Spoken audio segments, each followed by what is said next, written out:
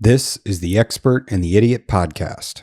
If you like the show and you'd like to support us, there's a link to our Patreon in the description below. Some benefits include getting access to new episodes up to a month in advance. There's also links to USARK and USARK Florida. If you're not already a member, please sign up. Enjoy the show.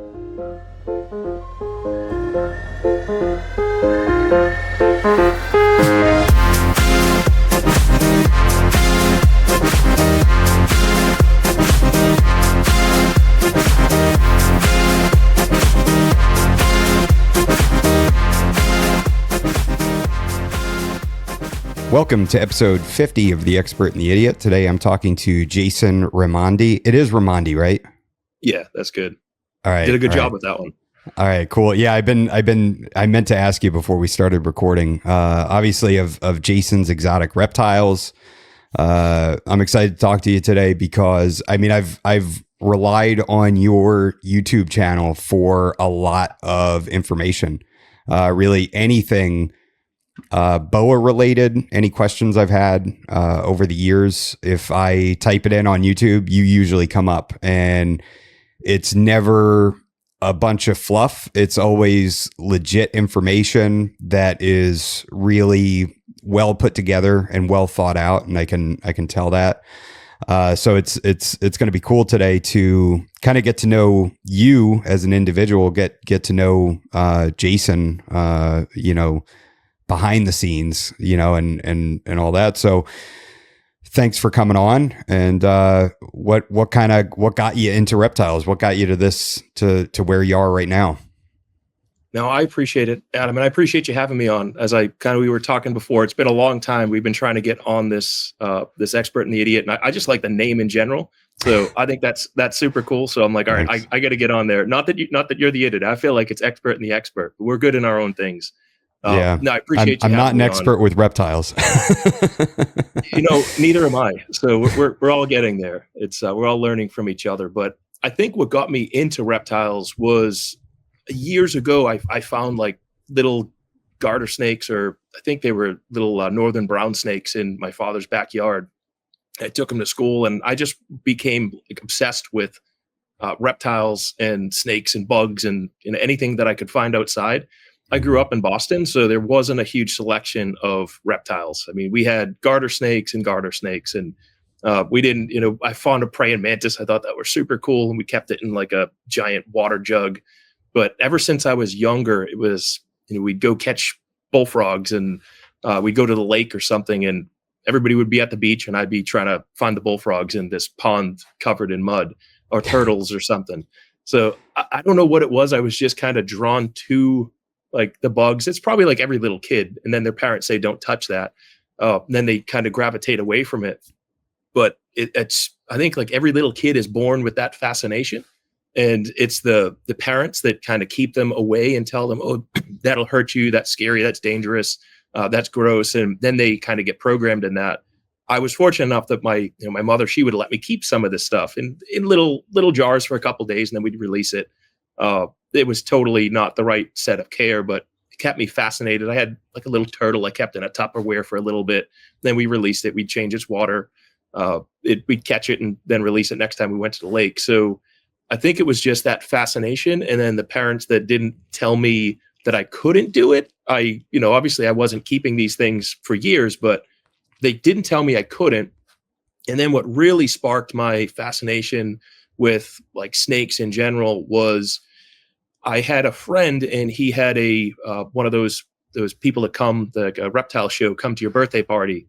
And when they pulled out this giant Burmese python, I always say this same story, but when I felt the Burmese python kind of crawling across my hands, because he laid it across all the kids, we all sat on a ledge, and he laid it across all of us. And I felt this Burmese python that was just moving the smooth scales, and these massive smooth scales, and the muscle that this animal had.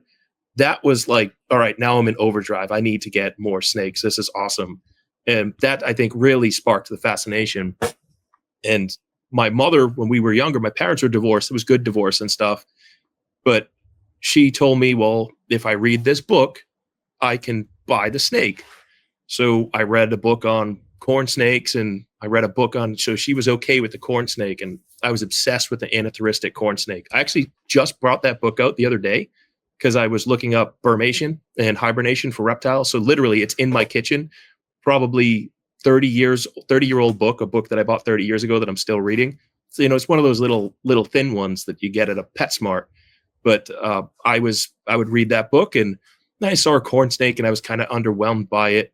And I couldn't find the anatharistic one. All I had at the time was the local pet store that had just like a normal corn snake, but I really wanted that anatharistic.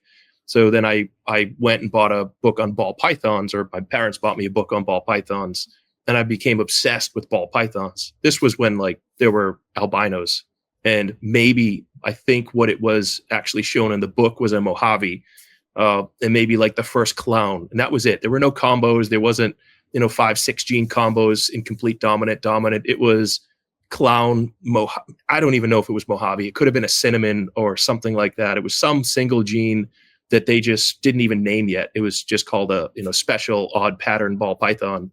And then I became obsessed with like ball pythons, and it just kind of continued to snowball from there as I explored more books. And I did get a ball python, and I did get a boa, and I did get a colubrid, a provolone milk snake. So it just kind of kept expanding. And here I am today with a room full of all kinds of stuff, but no ball pythons. I have boas, different colubrids. I have everything but a ball python in there. I feel like I need a ball python. And I did have a lot of ball pythons at one point, which we can talk about if you want to. But it just expanded. So it was this thing, that the passion that you couldn't ignite. And I've had reptiles since I was maybe 7 years old, maybe earlier if you're going to count the stuff that I would catch in the garden. So you've never had a break where you were totally away from reptiles? Like it started at 7 and it's been that way ever since? Yeah, there was a time when I was in college. So I was probably 18 or 19, maybe 19 or 20, where I had less, but it was still like 30 or 40 plus reptiles. It was never a time where I was completely out of reptiles. It just continued to grow and expand. And it was good. I mean, I think it's because when I was very young, I transitioned from fully keeping, and young being like 12, 13 years old.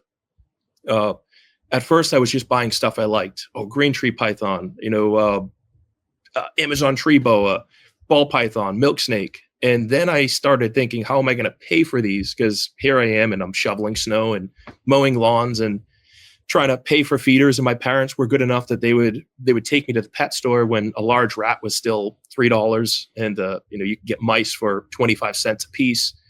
And they would bring me and they would buy for them. But now I had like 30 animals, and I had all these tanks, and I would do things, that chores, and I would work around the house, and I would work around and shovel snow and mow lawns and stuff to get money to buy these.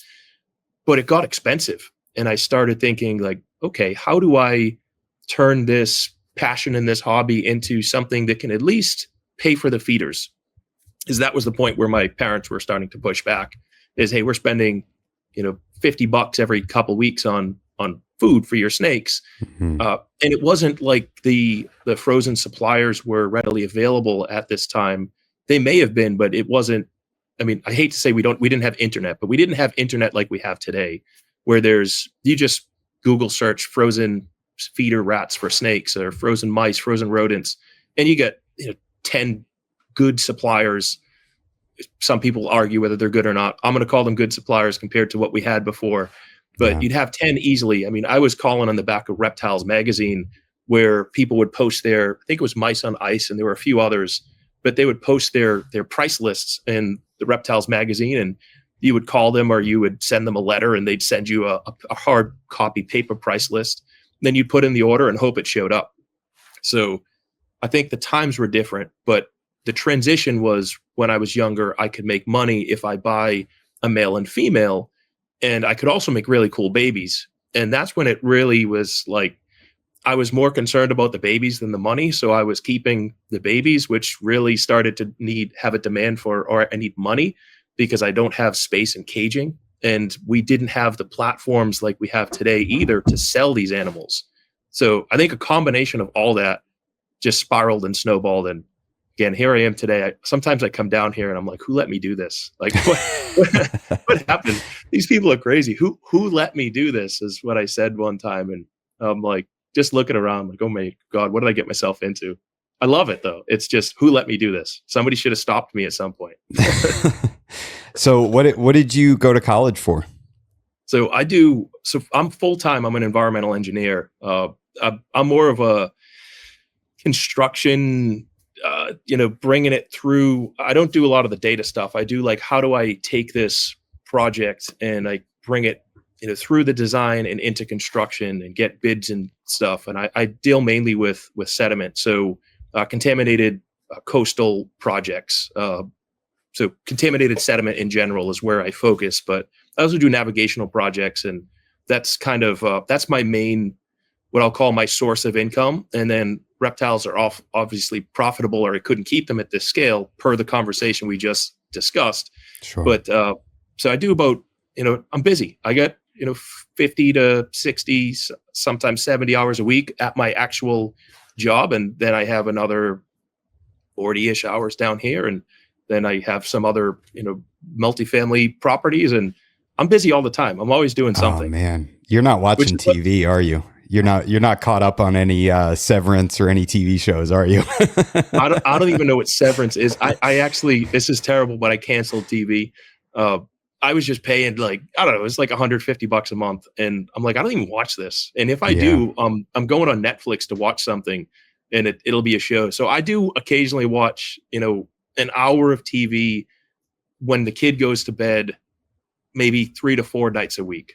Otherwise, I'm usually trying to think how to push business to the next level, how to prepare. I'm looking at different property deals online. I'm assessing deals. I'm trying to figure out what my next move with the reptiles are, where I should kind of put my focus. Is there a gap in what I'm doing? It's always like, what am I going to do next? Do I need to buy more racks? So it's always kind of, my mind can't turn off, but I like that. I can't, even if I didn't have all this stuff, I would go crazy just sitting still. Like, I cannot sit still and play video games. I'm jealous of the people that do it. I used to, but the busier I got, the more I was sitting there like playing video games, thinking like, I get too much stuff to do. I gotta figure out something else. I can't sit here and do this. So I don't have a lot of free time for that reasons, but I like it. Yeah. So everything you do has to have some sort of a purpose, right? Like there has to be something that's going to, it has to be productive, basically. Yes. Yeah. I'm like ridiculously goal driven, and I like to set pretty high goals. So I'm always working towards them. Even in my work, I mean, it's where my regular job, I say environmental engineering, that's my schooling, but I wouldn't call myself an environmental engineer. I don't do any engineering. I don't stamp drawings. I have my license to do it, but I'm just not that kind of engineer. I'm more of a project management, business development type of person. So I'm very goal oriented. If you tell me we need to get 5 million in sales this year, I'm working towards 5 million in sales. I'm laser focused on that, doing whatever I can to get there. Doesn't mean I'm going to get there, but I need a goal. I need a bar. And I'm doing that with my reptile business this year. It's something I've been wanting to push the limits of for a long time. And this year, I don't know, early December, late November, sometime in that time period, I just said, I really want to take this to the next level and see how far I can push it. And I'm at this weird spot right now where, do I expand into a warehouse? What do I want to do? It's frankly the demand I have is exceeding the supply that I can produce. So I either need to build a network of breeders that I trust, and it's starting with the guys who work here. I have really good people that work here and that help me out. I actually told them not to come tomorrow because we're going to be getting some snow. So I was cleaning this morning. So I'm still at a level that I can clean and do everything myself.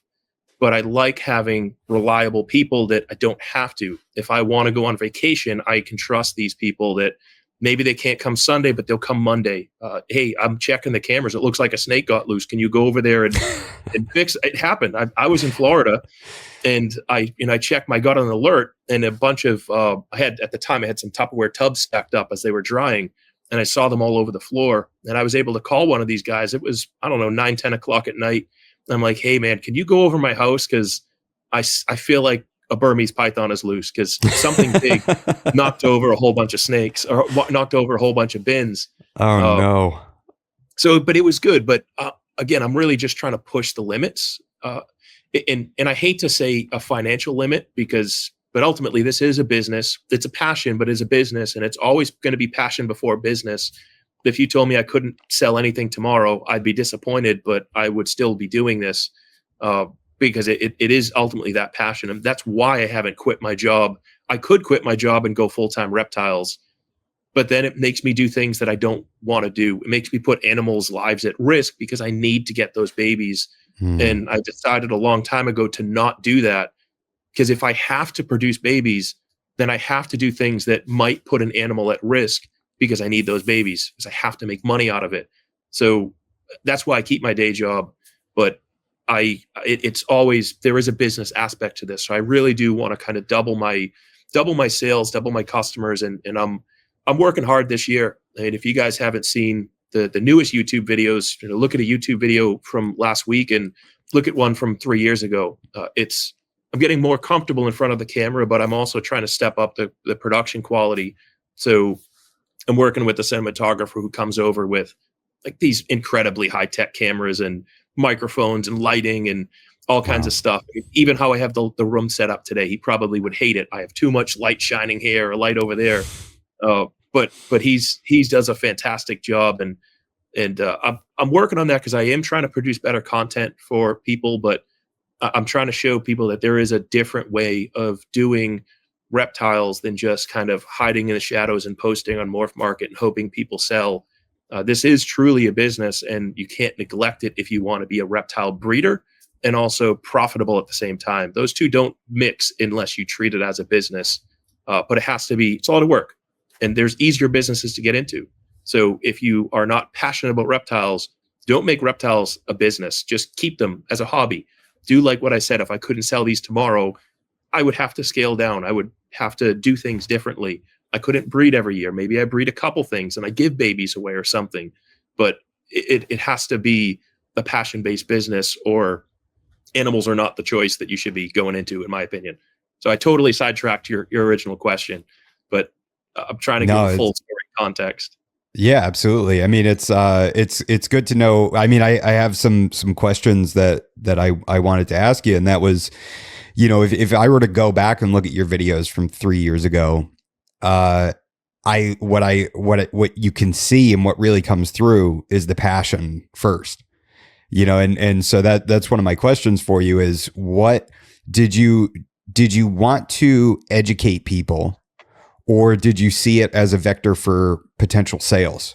That if you create a customer base before you even have a customer, that people are going to trust you, they're going to know how you take care of your animals, they're going to know everything you do. And also then once you have a customer, you can direct them to a video. When they say, how do I feed? You can say, well, here's my feeding video. So what came first there? Was it the chicken or the egg? Was it you seeing that as a way to build your customer base, or was it just you wanting to educate? I think it was I actually had no concept of customer base and building it from a YouTube channel. For me, it was, I was starting to make videos on Facebook and for commonly answered questions, and they'd be posted, and in a week or so they were gone. So I was looking for a method that I could take questions, the common questions I get asked all the time, and monetize them, so that not monetize in the financial sense like YouTube calls it monetization, when you actually make money for the videos. It was never a means of income. It was never a means of branding. It was a means to save time. As we just discussed, I'm super busy, and I was getting, and I still will get, 30 to 50 questions a day. And 90% of them are something that is the same question. How do I treat mites? Can I feed my snake in the enclosure or outside the enclosure? What is this morph? What is this? How do I do that? So that's how I kind of started the videos.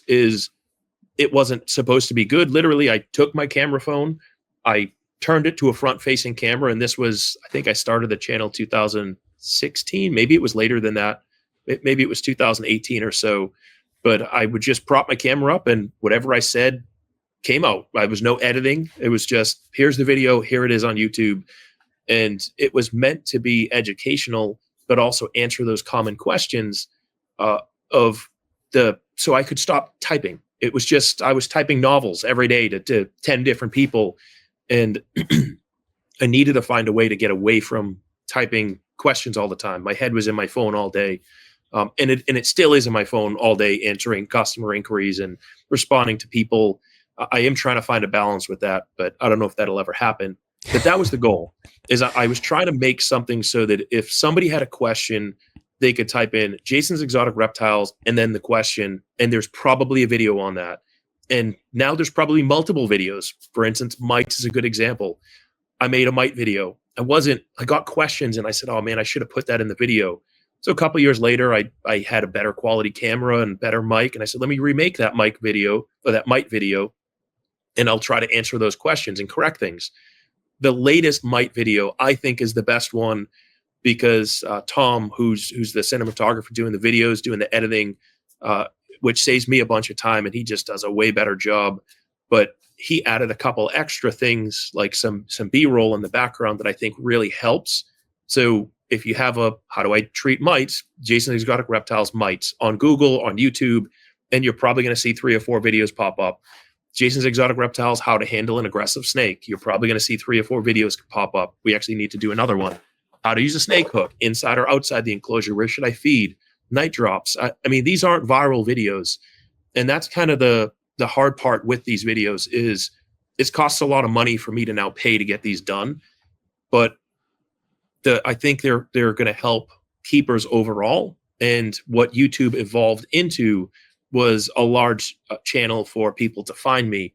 And that's where kind of, I'm not making money off the YouTube channel to pay for the videos, but it's driving customers to me because it's building that level of trust before I even need to interact with them. So that by the time they message or inquire, they already know who I am, and they already have this kind of level of trust, or I want to buy from this person, or I don't want to buy from this person. That's okay. I can't sell to everybody. I would love to sell to everybody. I would love to check that box of this is a person I would buy from for everybody, but I can't do that. So I just try my best, put out the videos, focuses on helping people and education first. And we're not making these, what I'll call viral videos. And that was something that the Tom, I'll just call him Tom. His name is Tom, but that's who's filming the videos for me now. That's something Tom and I had a conversation to kickstart whether we were going to start working together, is, do you want to grow a YouTube channel, or do you want to build a brand? And I said, well, I want to build a brand, and that's different than a YouTube channel. Yeah. I'm not making just this clickbait type of content. I'm not doing the stuff that I know will grow the channel, because I want my subscribers to be quality subscribers.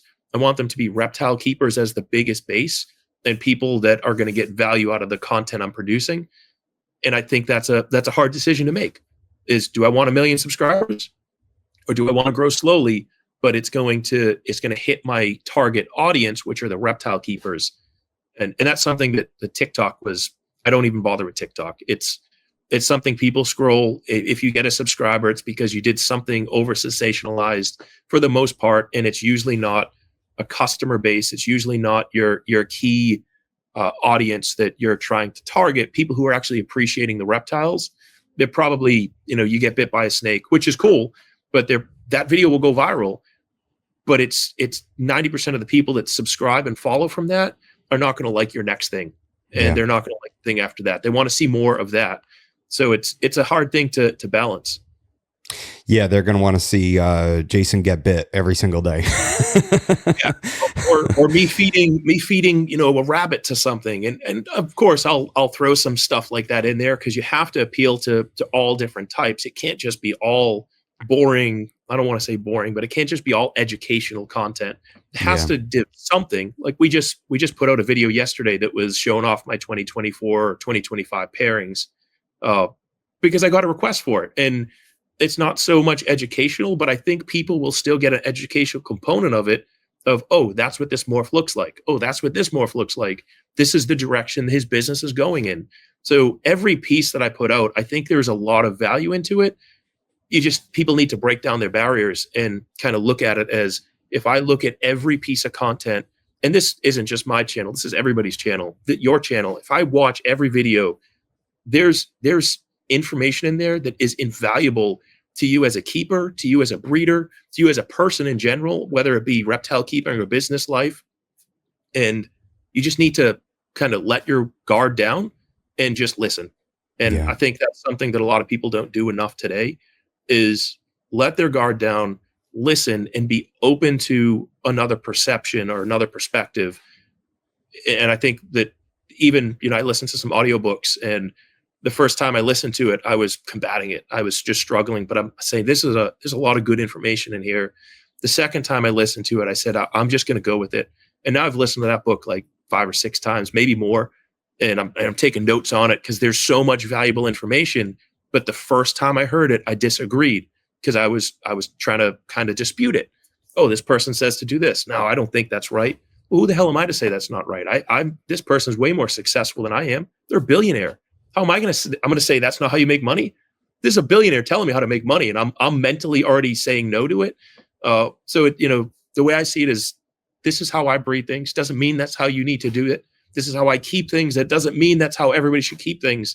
But there's got to be something in there. I've been doing this for a long time. There's got to be something that can help somebody if they get over, oh, he uses racks, or he uses this type of bedding. Oh, he puts his heat too high in the summertime. Well, there's got to be a reason for it. It's not like I have animals dying. I mean, I have 30-plus-year-old animals up there. Wow. Probably 30. So, I mean, there's something I'm doing right if people just let their guard down. But I'm okay with the haters. I like the haters. I've been getting a lot of them lately. So I'm okay with that. You need them. That means I'm doing something right, I guess. Yeah, I mean, it's engagement either way. Also, on Facebook, the block button is very easy to use. If somebody wants to come in and insult one of my guests or something like that in a post, you're gone. I don't need you. It's easy enough to do. You brought up mites. How do you treat mites? Do you because I've been talking with more and more people about NexGard. Have you heard about this? Are you familiar with this? I feel like it should be a thing. I'm frustrated that it's not. I mean, NexGard should make Mite Guard or Snake Guard or Reptigard, something like that, and market it to reptile keepers, especially with the naturalistic enclosures kind of catching on. If you were to have to change out all your bedding for a mite infestation, it really derails everything. And I've been hearing more and more that people are using NexGard off label to dose they put a NexGard into a feeder, give it to the snake, and it wipes out the mite population. What are your thoughts on that? I just had to Google what NexGard was. I wasn't answering a text message. I was Googling NexGard because I wanted to make sure I knew the exact product, because I've heard it. And is that's the chewable heartworm or something? Heartworm pill? Yeah, it's flea and tick treatment for dogs and cats or dogs. I don't know about that. I personally wouldn't use it because I just don't know how it would react. I wouldn't want to kill my animal. Yeah. How do you give it to a baby animal? Is it, at what dose is it safe? Yeah. Is it so actually going to work? These are all. So they did a study on this. They actually there's scientific research that they did on it. I think it was in Europe, and it was successful. Right, it just wiped it out. They didn't have to treat the cage, the bedding, anything. And with baby animals, it has to be compounded quite often to get to get that low dose that you need. So yeah, it's super interesting. To me, it's like, hey, that's interesting. I'm not going to be able to do it because I know I'm not going to be able to get a vet to agree to that, right? Or take the time to look at the literature and actually come through to help me out in that regard. But anything new is exciting to me. Like, hey, that could be a thing, right? I mean, you pop it in the mouth of the feeder and give the feeder to the animal, and you're good to go. It's because the treatment lasts 6 weeks. So by the time that's done, the mite population is wiped out. I mean, I like the concept of it. I don't know enough about it to speak on it. And that's something I can give an opinion, but I don't even know enough to give an opinion. I like the idea of it. I mean, they've had the injectable stuff, at least the vet used to, I mean, way back when I was probably 11 years old or so, and I took a ball python to a vet because I got my first case of mites. Mm-hmm. And I didn't know what they were. I just looked in the cage one day. I had a boa, I had a Brazilian rainbow boa, a ball python, and a, I don't know, it was a milk snake and maybe some other stuff, a green tree python. And I took this snake to the vet and it was just covered in mites. I didn't know what these were. I looked in the cage one day and I'm like, oh my God, what are these? And they gave an injection and it didn't work at all. So I don't know if it's similar to that. I assume it is, but maybe it's progressed. It sounds like it's progressed quite a bit more. And then I found Preventamite, and I feel like something changed in Preventamite because when I was younger, or the mites are becoming more resistant to it. They do that. For me, I mean, I haven't had mites in a long time, so maybe they changed it again. But when I was younger, Preventamite would kill those mites. I mean, they were just done. And now at least in the more recent years, when I was using it, I've got mites a couple times over the history of my keeping. And I always tell people, if you haven't had them, you probably will. Doesn't mean everybody will, but you're not as cautious with the animals until you get something that goes wrong. And that's what my YouTube channel is founded on, is, all right, all these things that I've done wrong. I've made every mistake. I never looked down at the keeper for accidentally doing something wrong, burning their snake's belly, some type of scale rot, mouth rot, mites. I've had it happen, and I know how easily it can happen. Now, I will look down at somebody that's just pure neglect, as their animal is sitting in this filthy cage and they get some scale rot. But most of the time, it's because the animal tipped its water bowl and it just sat in the heat and the moisture too long. So I never look. I want to kind of make that clear, is that I will never fault somebody for asking for help, or if they don't ask for help, I actually would fault them more. But in terms of the mite treatment, I mean, something changed in the most recent mite treatments, and I know a lot of people use, when you said NexGard, I was thinking that like flea and tick or the lice medicine that people dilute. I've never personally used that because I've seen people kill their animals with that. You're talking about the topical, like the spray, they'll spray it on their animal. Yeah. Yeah, absolutely. Yeah. I mean, the primary active ingredient in that is permethrin. You can go buy a jug of this stuff for like $5 or $10 at Tractor Supply. And it's the same thing as Nex, or is it Nix? Nix. Yeah, that's what it is. Like the Nix treatment. Some people swear by it. I've never used it. To me, it just scares me. The ones that I've used and I didn't use a couple of these for a long time, but the one that I found worked amazing. At one point, I was doing kind of like an unofficial reptile rescue, where I'd find people who were posting things with problems, and I'd take it in and I'd rehabilitate the animal. And I got this, it was an Amazon tree boa just covered in mites. Like, I've never seen so many mites. This thing was angry, and the guy's just like, I can't do it. Take it. So I took the animal and I treated it with this stuff called Reptile spray, and they've rebranded it a couple times. It used to just be like Nature's Promise or something, and now it's Miracle Care, and it's always under a different label. I actually just ordered another jug because I always have it on standby, and the jug I had was like, I don't know, 8 years old. I don't care if it goes bad, but I'm like, time to order another jug. I haven't even used the old one, but I just always have to have it on hand because it just can't plan for mites. But if I did, I'd have to shut down the whole operation. But I found that works really well. And since I know people are against the no pest strips, the little strip, and there's all different ways to do it. Almost every one of these larger, big scale distributors, breeders, they got them all over the place. It's not going to neurologically harm these animals the way people may think. Reptiles are different than people. I'm not familiar with the no pest strips, aside from them coming up in comments or something, and then people dumping all over them. Okay, I almost always have one of these around my room. It's just preventative. Walk me through that. What does it do? Where do you put it? And then what are the downsides to it? So it's it's made, I think it's just made by No Pest Strip. I almost always have these just randomly around my room. This one's probably a year old. It's no good, but I had it next to me and I'm like, all right, there it is. I was just talking about it. I think I actually opened it up for the mite video, so that's why it's sitting there. But it's something that I would, if you lived in the room where your animals are, you probably don't want this thing in there all the time. And it's especially if it's a small space. So it's inside of it is this little kind of treated strip that gives off fumes. I don't know the active ingredients off the top of my head. The controversy is those fumes can be harmful to people, potentially to animals. It's a pesticide. It's just being completely honest. It's a pesticide. If you have a bioactive enclosure, it's probably going to kill all your little bioactive stuff. At the same time, I do have springtails in my bedding.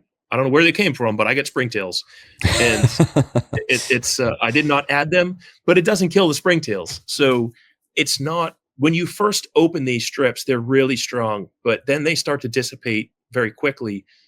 If you had a really bad mite problem, I would say take that, and if you have a rack, put it on your rack. If you keep it in the room, the main goal for that in my mite treatment protocol is, especially if you have carpet, stuff like this, these mites, they crawl in a straight line and they go down, they fall off the animal, they look for the next animal. You can't treat floors with permethrin or reptile spray. So the only way to get rid of mites is to break the life cycle. So a chewable tablet or an injectable or something, an ingestible tablet, like what you just mentioned, that's really fascinating because in theory, it's going to kill the host animal, or it's going to kill the parasite that's feeding off the host animal, which bioactive is fantastic. Something like this is going to kill your bioactive stuff. There's also people who would argue it will neurologically harm your animals.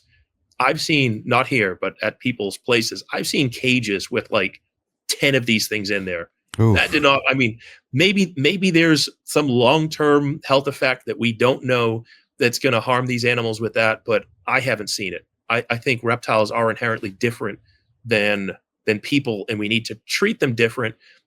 And I hate to say this, but we can't humanize animals. If they're looking at you, you can't say, "Oh, it's looking at me because it loves me." Maybe it does, but it's you are humanizing something that doesn't think or respond the same way as you. So you have to kind of always take a step back, as if they're biologically different than people, and I think not enough people respect that. Now, do animals show emotions? I absolutely think they do. I think an ant can show an emotion. That's a whole different argument that we can't get into, but we can talk on that for days. I think these animals have emotions, they have personalities, but we can't humanize their biological nature because it makes us feel better. So it's ultimately, we have to break it down to the fundamentals of what these animals are and how they react, and biologically how they're formed. And based on zero evidence, I haven't seen enough evidence that these biologically harm the animals. There's no scientific study that I'm aware of, other than people saying, well, it's harmful for us, so it must be harmful for them. And even, I'm an environmental engineer. The harmful for us is these limits are so low. These detection limits are incredibly low. This is like, if I were to sit in a room with this pest strip for 10 hours a day for 30 years, I could get cancer. It's like a 0.1% chance I could get cancer. So the limits are so low. I would be more concerned about eating McDonald's French fries than sitting in this room right here. It's like people like to pick and choose their battles to form their arguments. Like I just did, I'd be more concerned with eating French fries than sitting in this room. But we need to look at the big picture.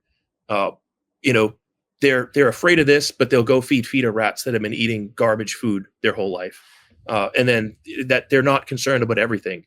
So I think you have to look at this stuff holistically. Is what is worse, having this animal have mites for 6 months, or putting it under a little bit of stress for a month or a few weeks of pesticide exposure that is such low detection limits? Again, as an environmental engineer, this is type of the stuff we have to do risk assessments. What's the contaminant? What's the exposure and the hazard that it needs to be subject to? And then these limits are like, again, if this person eats 5 cans of tuna every week for 30 years. By the time they're 70, they might develop cancer as a result of the mercury. That don't quote me on that. That maybe that might not be the correct numbers. I'm just trying to use an extreme example Sure. of how exposure limits work and how these warning labels have to get placed on certain things. So I'm not negating that could it be harmful? Yes, but there's a lot more to the harmful than just saying, yeah, this label says, do not expose to humans for periods longer than X amount of time. It's just, there's a lot more to it. So I digress significantly from that question, but hopefully it kind of touched on the fundamentals of it. No, yeah, you're good, and like I said, I won't have. I do think that a mite infestation is imminent. Like it's coming. I don't have a choice about that. I do everything I can with quarantine, but if I got one, if I got a mite infestation, I would really like to try out the next guard. But I wish that what I really want is more research done on that. So we can definitively say this is totally safe. Toxicity is at X amount of, milligrams per kilogram of body weight. But I have a friend that had it, Paul Duran. He's a Patreon member. He actually had it compounded and dosed his baby scrub pythons. And he because his adults had mites, and he treated the adults and wiped it out and took care of the babies with that. And it was successful. I had Asen Bolstead. He's in Perth, Australia. He treated his collection as well with it. So it seems promising. So far, no side effects. And the great thing is it's one dose and 6 weeks go by and you're good to go. So I think it would be fantastic if they just did the research and then sold it to reptile keepers. I think it would be huge. I think that's an amazing idea and a market for them.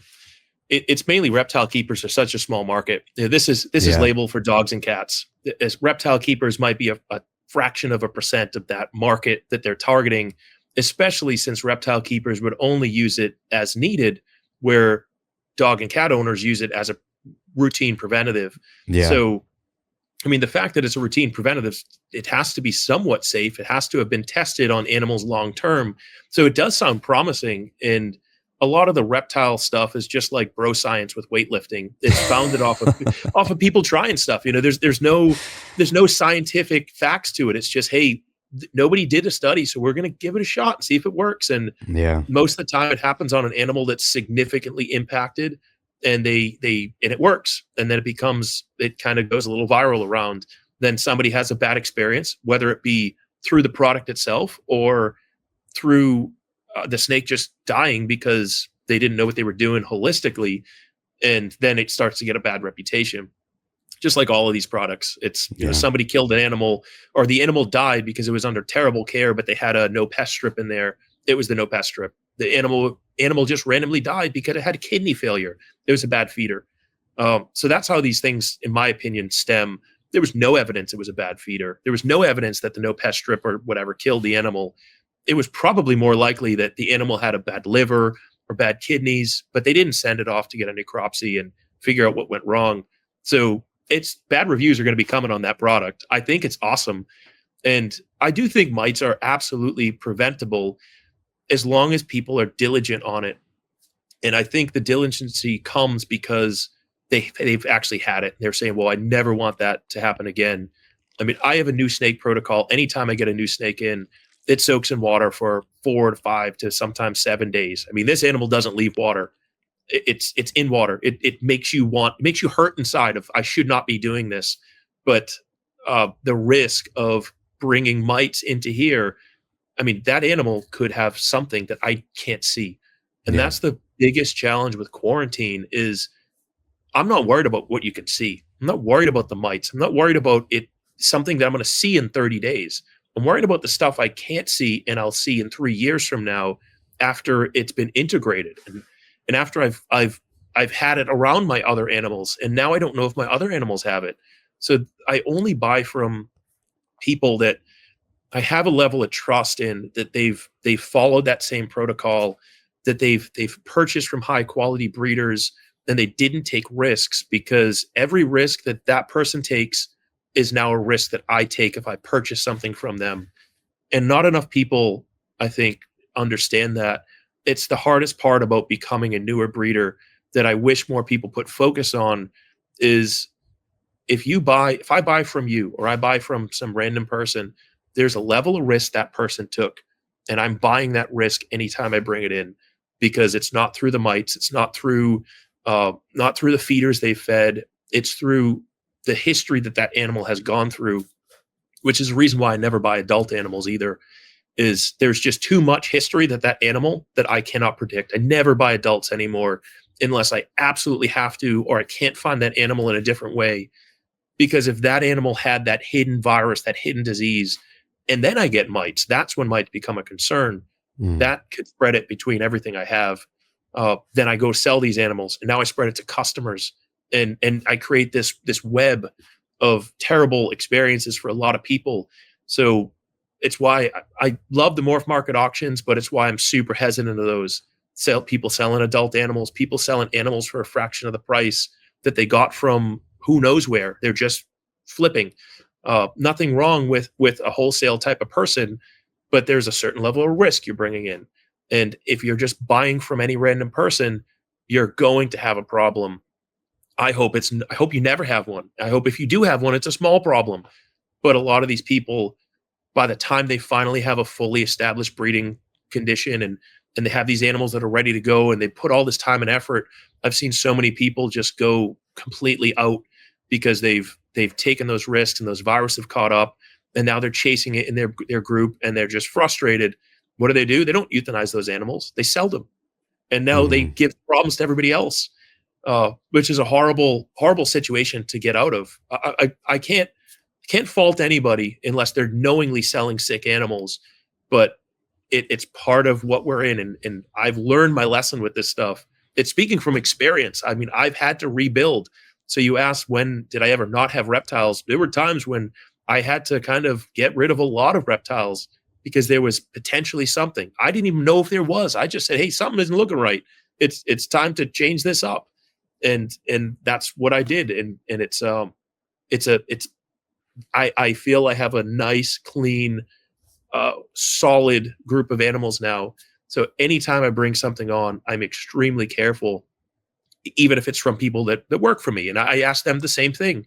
I'll get some animals from them. I just bought an animal from one of the guys. But if they buy animals, I want to know, because every risk that they take, now they're coming into my room and I'm taking that same risk. So that's the challenge with growing, is if my employees are taking risks, I'm taking risks too. So I need to make sure that they're on the same level as me, that their mindset is still there, that if they get mites, I need to know about it, because don't you dare bring that stuff over here.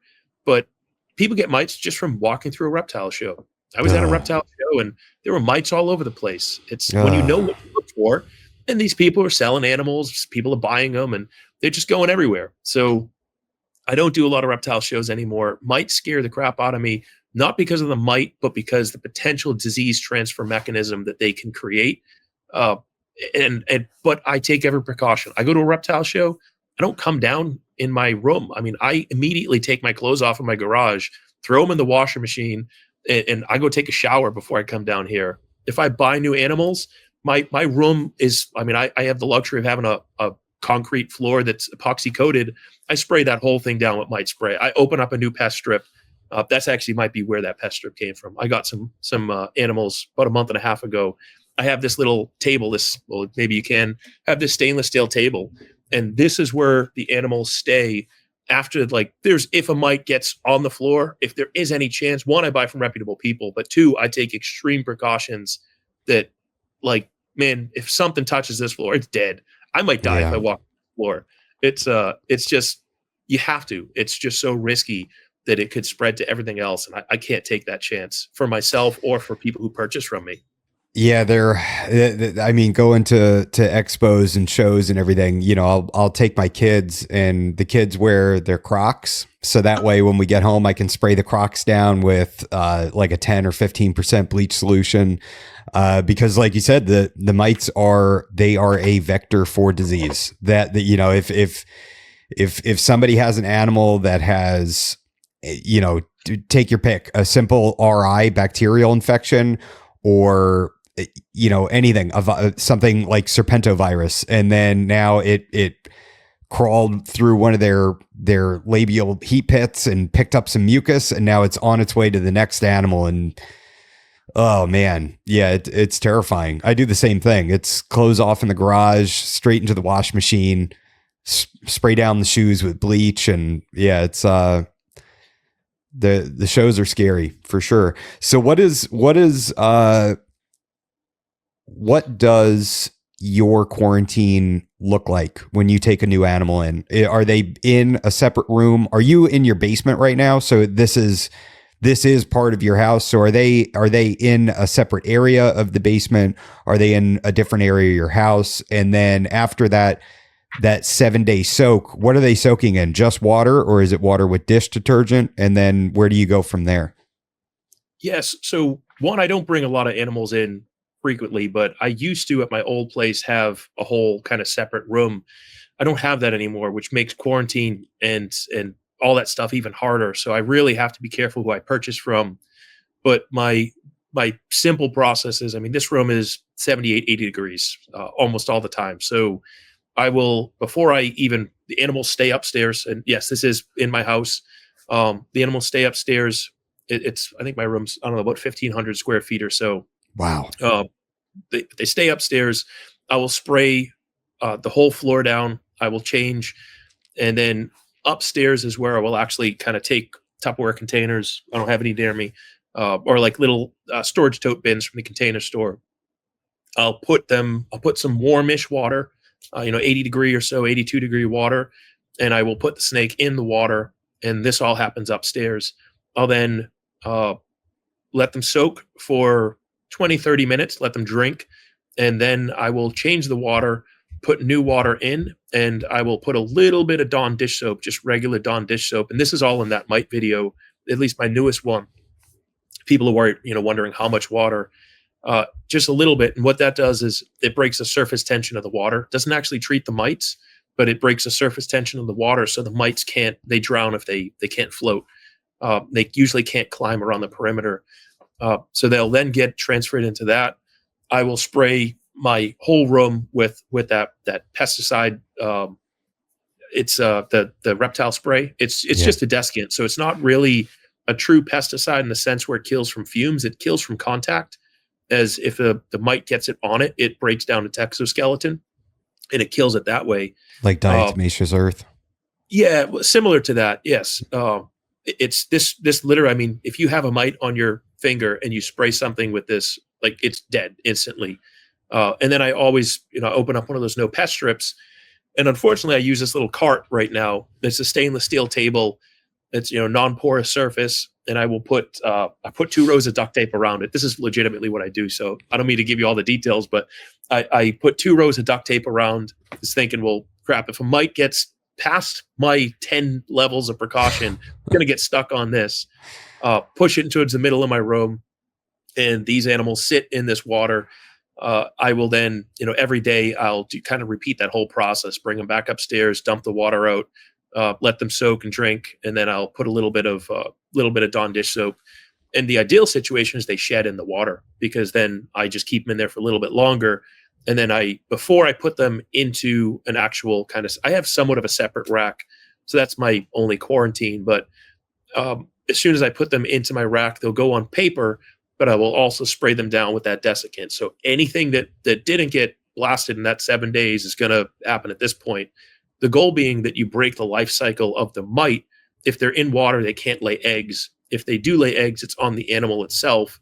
But because they're always in water, and they're in water for that 7-day time period, you're breaking that mite egg life cycle.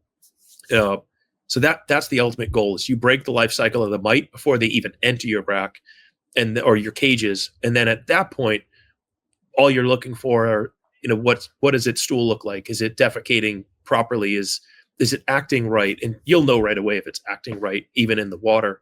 At least I will, because I've seen enough healthy and sick looking animals.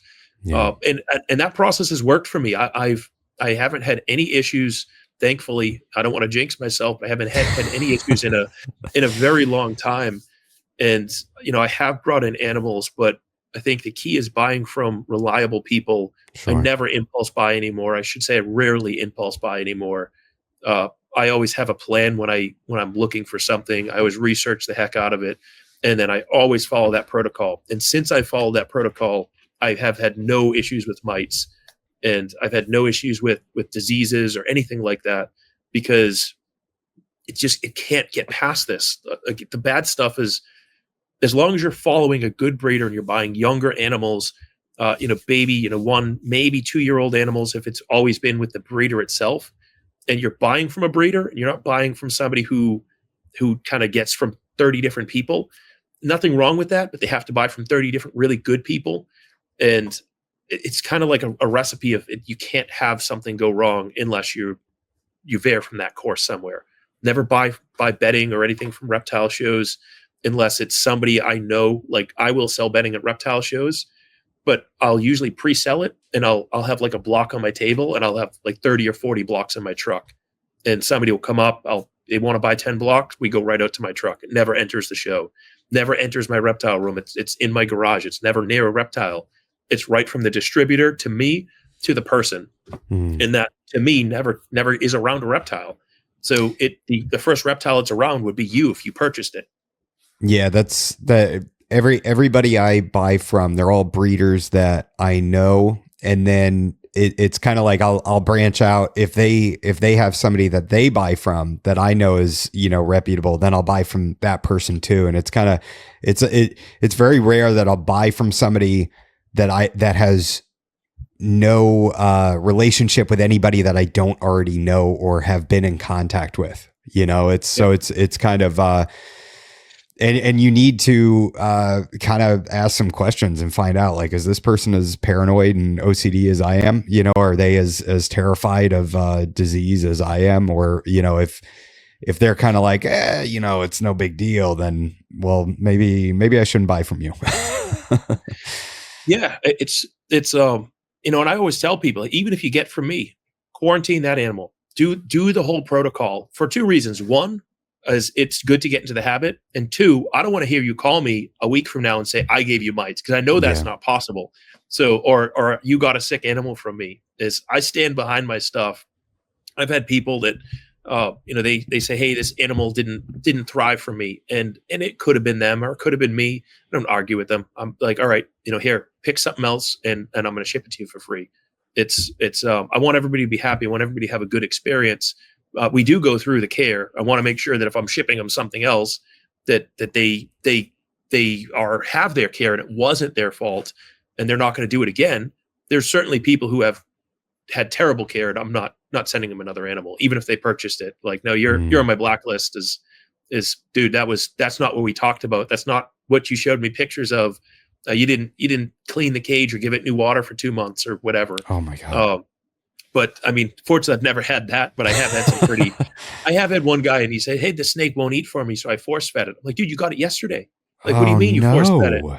Like, yeah, it didn't eat for you. Like, give it some time, or whatever might happen. So, and then he, 2 days later, I took it to the vet. I force fed it again. I'm like, hold on, like, no, yeah. You force fed this animal 2 times. Oh, it was just a pinky, and now it's at the vet, and you're telling me it's not eating, and I'm like, dude, like, listen to me or don't listen to me. But if you're going to listen to me, I can help you with it. Can't help you if you're going rogue. We got to stick to, like, let's make a plan.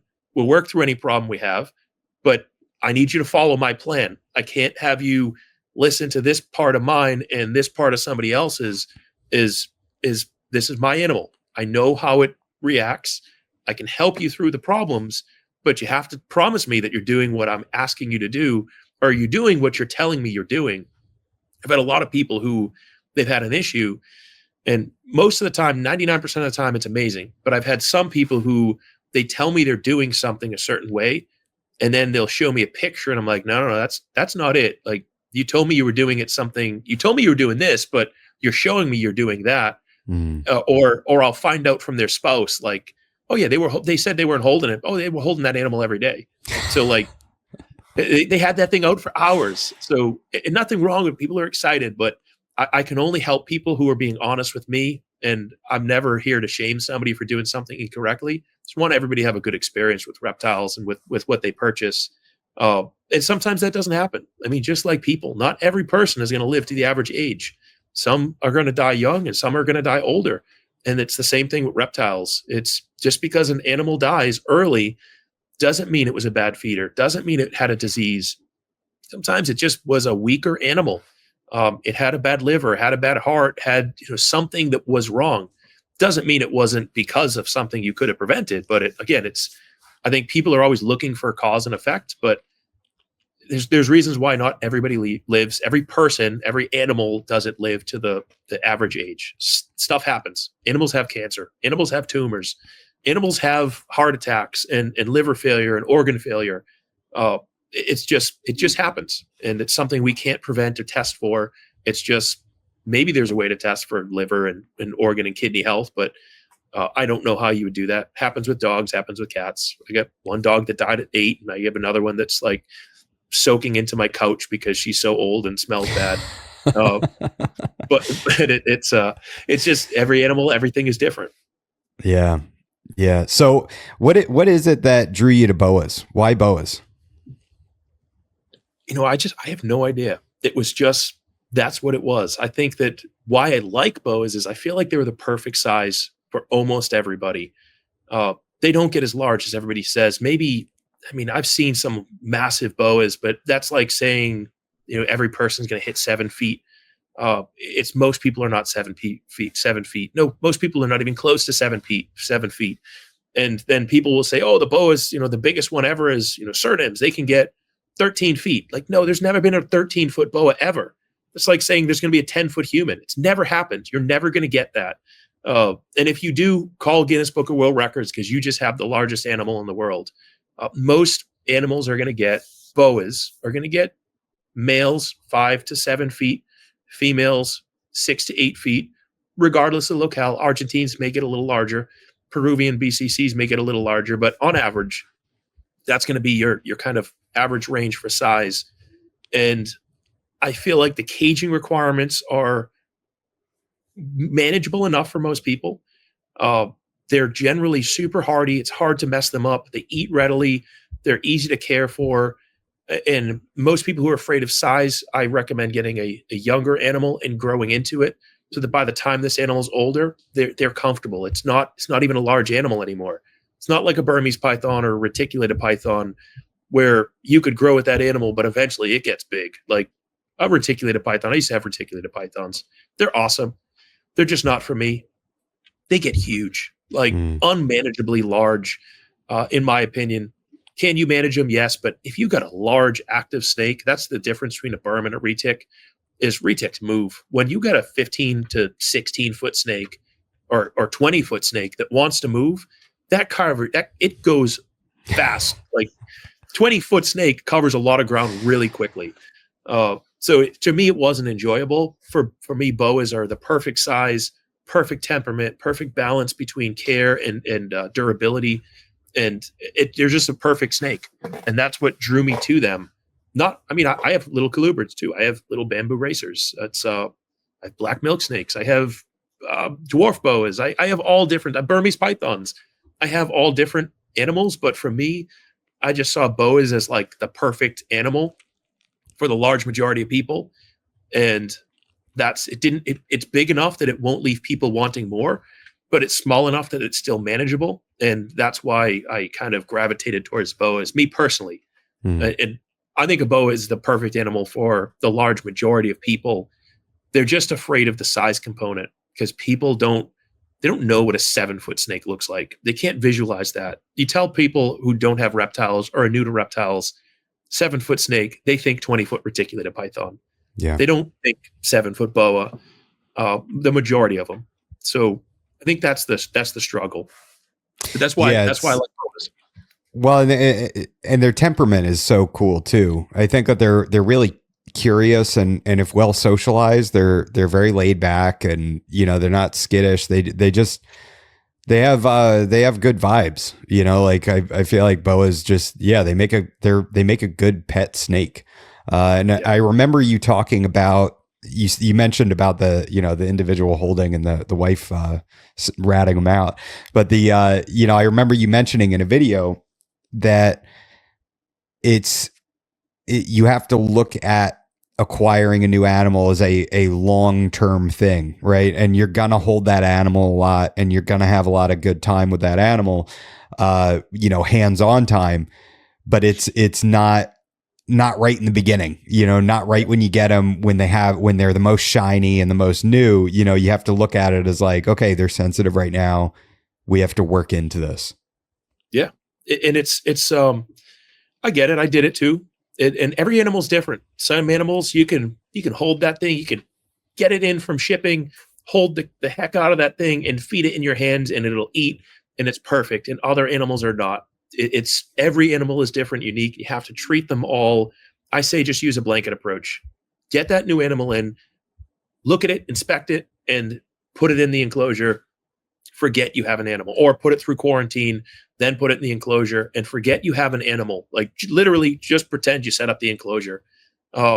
Change the water once a week. Don't go in there every day and use that as an excuse to look at the animal, because that's what people will do. They'll get cute with it. Oh, I thought it was missing. I had to look for it. Oh, I thought there was poop under there. I have to go get that. Oh, I have to change the water twice a day, 5 times a day. It needs fresh water. Like, no, put that water in there. Maybe change it twice a week, but put the water in. Look at the cage. Like, yeah, if there's like a large, turd in the corner, get that out. Yeah. But put it in there and pretend you don't have an animal, and let it settle for a week, and then try offering it food. And if it eats, great. Let it be. Just don't touch it. Resist the urge. Get 2 males into it. Now you're in the clear, because it's a huge change going from me to somebody else. And if they follow that, I have an ability to assess. Where it comes into is when we're trying to assess problems, people don't tell me what they're actually doing. I'm scratching my head saying, I don't know what happened. This animal was amazing. This animal was eating. So I won't mention names, but so there's a guy who got a Burmese python from me. And if they want to feed sooner, like, it's all about level of care. I mean, I've gotten animals in and I've literally fed them in the water.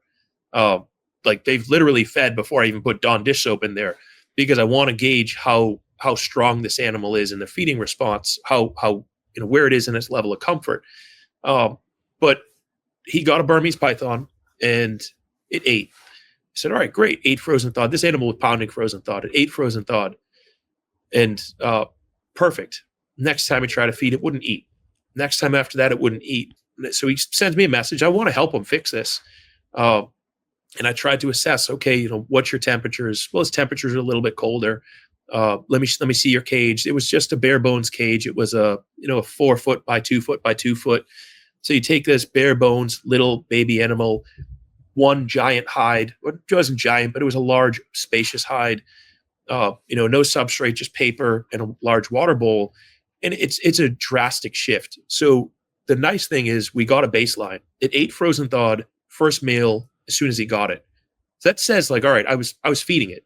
It was strong when I shipped it to him. And it tells me a lot that something in that environment is making it uncomfortable enough or is off enough that it doesn't want to eat frozen thawed for him. So we tried a couple things, and ultimately I then said, well, try feeding it live. And it did eat the live. So that's a good baseline. Is, all right, next time, let's try getting a different feeder source. How are you warming these feeders up? There's something that it's comfortable enough to eat live, or it's enticed enough to eat live. It's not eating frozen. So we've worked through all these things. This has been going on for a couple months. But and he's doing a great job, by the way. I mean, we're being honest. He hasn't handled it. He's added stuff to the enclosure to make it feel more comfortable. But the goal being is we can do this process of elimination of what's happening and how to fix it. But I need people to be honest and transparent. So kind of all kind of coming full circle is the goal, and he still has resisted handling. As soon as he adds that handling in, it adds a whole layer of, I don't know what to help you with now. So we almost, if people have a problem and they've gone down this pathway that we don't know what the problem is, we have to reset to baseline. So if you have a problem that's lasted 2 months, all right, I need to see your enclosure. I need to know your temps, your humidity. I need to know you're not holding it. And it just prolongs the intro period. So long story short is if people just follow this direction right from the start, they're going to have 30 years with this animal, 15, 20, 30 years. If they don't, they could mess an animal up to the point where it dies before they get 6 months out of it. So it's just a simple, just patience. It's something that I think a lot of reptile keepers need more of is patience, whether that be business. And that's not a knock towards reptile keepers. I don't have patience either, but it's the generation and the day and age we're in. I mean, we have Amazon Prime. Like if I can't get it by 5 p.m. today, I'm going to find somebody else who can. Like I don't have patience. So I get it, but we're so used to being able to have what we want so quickly that patience is something we need to bring back to the hobby, whether we're buying animals or building a breeding program. People will say like, oh, look at all those racks you have. Like, dude, I didn't buy my first rack for 20 years. The racks that I was using after 20 years were old and rusted and terrible. Like everybody wants the brand new shiny thing, but they're saying, how do you guys afford this? Like, well, I afforded it by having my hobby pay for itself and build its own income to the point where I could afford it. I still have old racks here. These same people, they won't buy these old racks. They're too good for the old racks. Like I still got the old ones. Nothing wrong with it. So I think it's just that patience factor that a lot of people lack in reptiles and in general. And it's not a knock. I lack it myself. So I don't want to come across as I'm being condescending to people, but it's patience is something we need more of in the hobby across the board. New animals, new caging, whatever it might be, feeding, holding that animal. It really goes a long way with reptiles is if you can just find some patience in there. Yeah, I had gotten a couple baby Argentines late last year, and I think I gave them 48 or 36 hours to settle in, and then I offered food, and the female regurgitated 5 days after that. And I'm like, oh, like what am I doing wrong? And unfortunately, this breeder, I won't name any names, was very condescending, very, just like, I thought you'd know better to give it X amount of time to settle in, just really derogatory comments, like I thought this is common knowledge, and it's like, I don't know, man. I don't know if it is, because I've talked to a lot of people that they offer day one or the next day just to, like you said, figure out like how is it going to take it? Does it have a strong drive to feed? Where's it at? And the female took it. Like I said, that was in 48. I think it was like 48 hours and maybe a little bit more. It was like 2 or 3 days. And, I'm temp gunning and sending pictures of like, here's the cool side, here's the warm side. And, it's kind of, you can get a vibe from a breeder when it's like, you're damned if you do, damned if you don't, where they say, oh, maybe it's not hot enough. And you send a picture and, well, it's 86, 87 degrees. Oh, that's too hot, and then you need to, and it's like, well, that's just the hot spot. And, there's a gradient there. And, so it becomes this back and forth where then you feel like, I don't know if you're a resource that I can trust, and then I reached out to friends, Dr. Warren Booth, other breeders that then they were like, hey, don't feel bad. Like you didn't do the wrong thing, like something is wrong.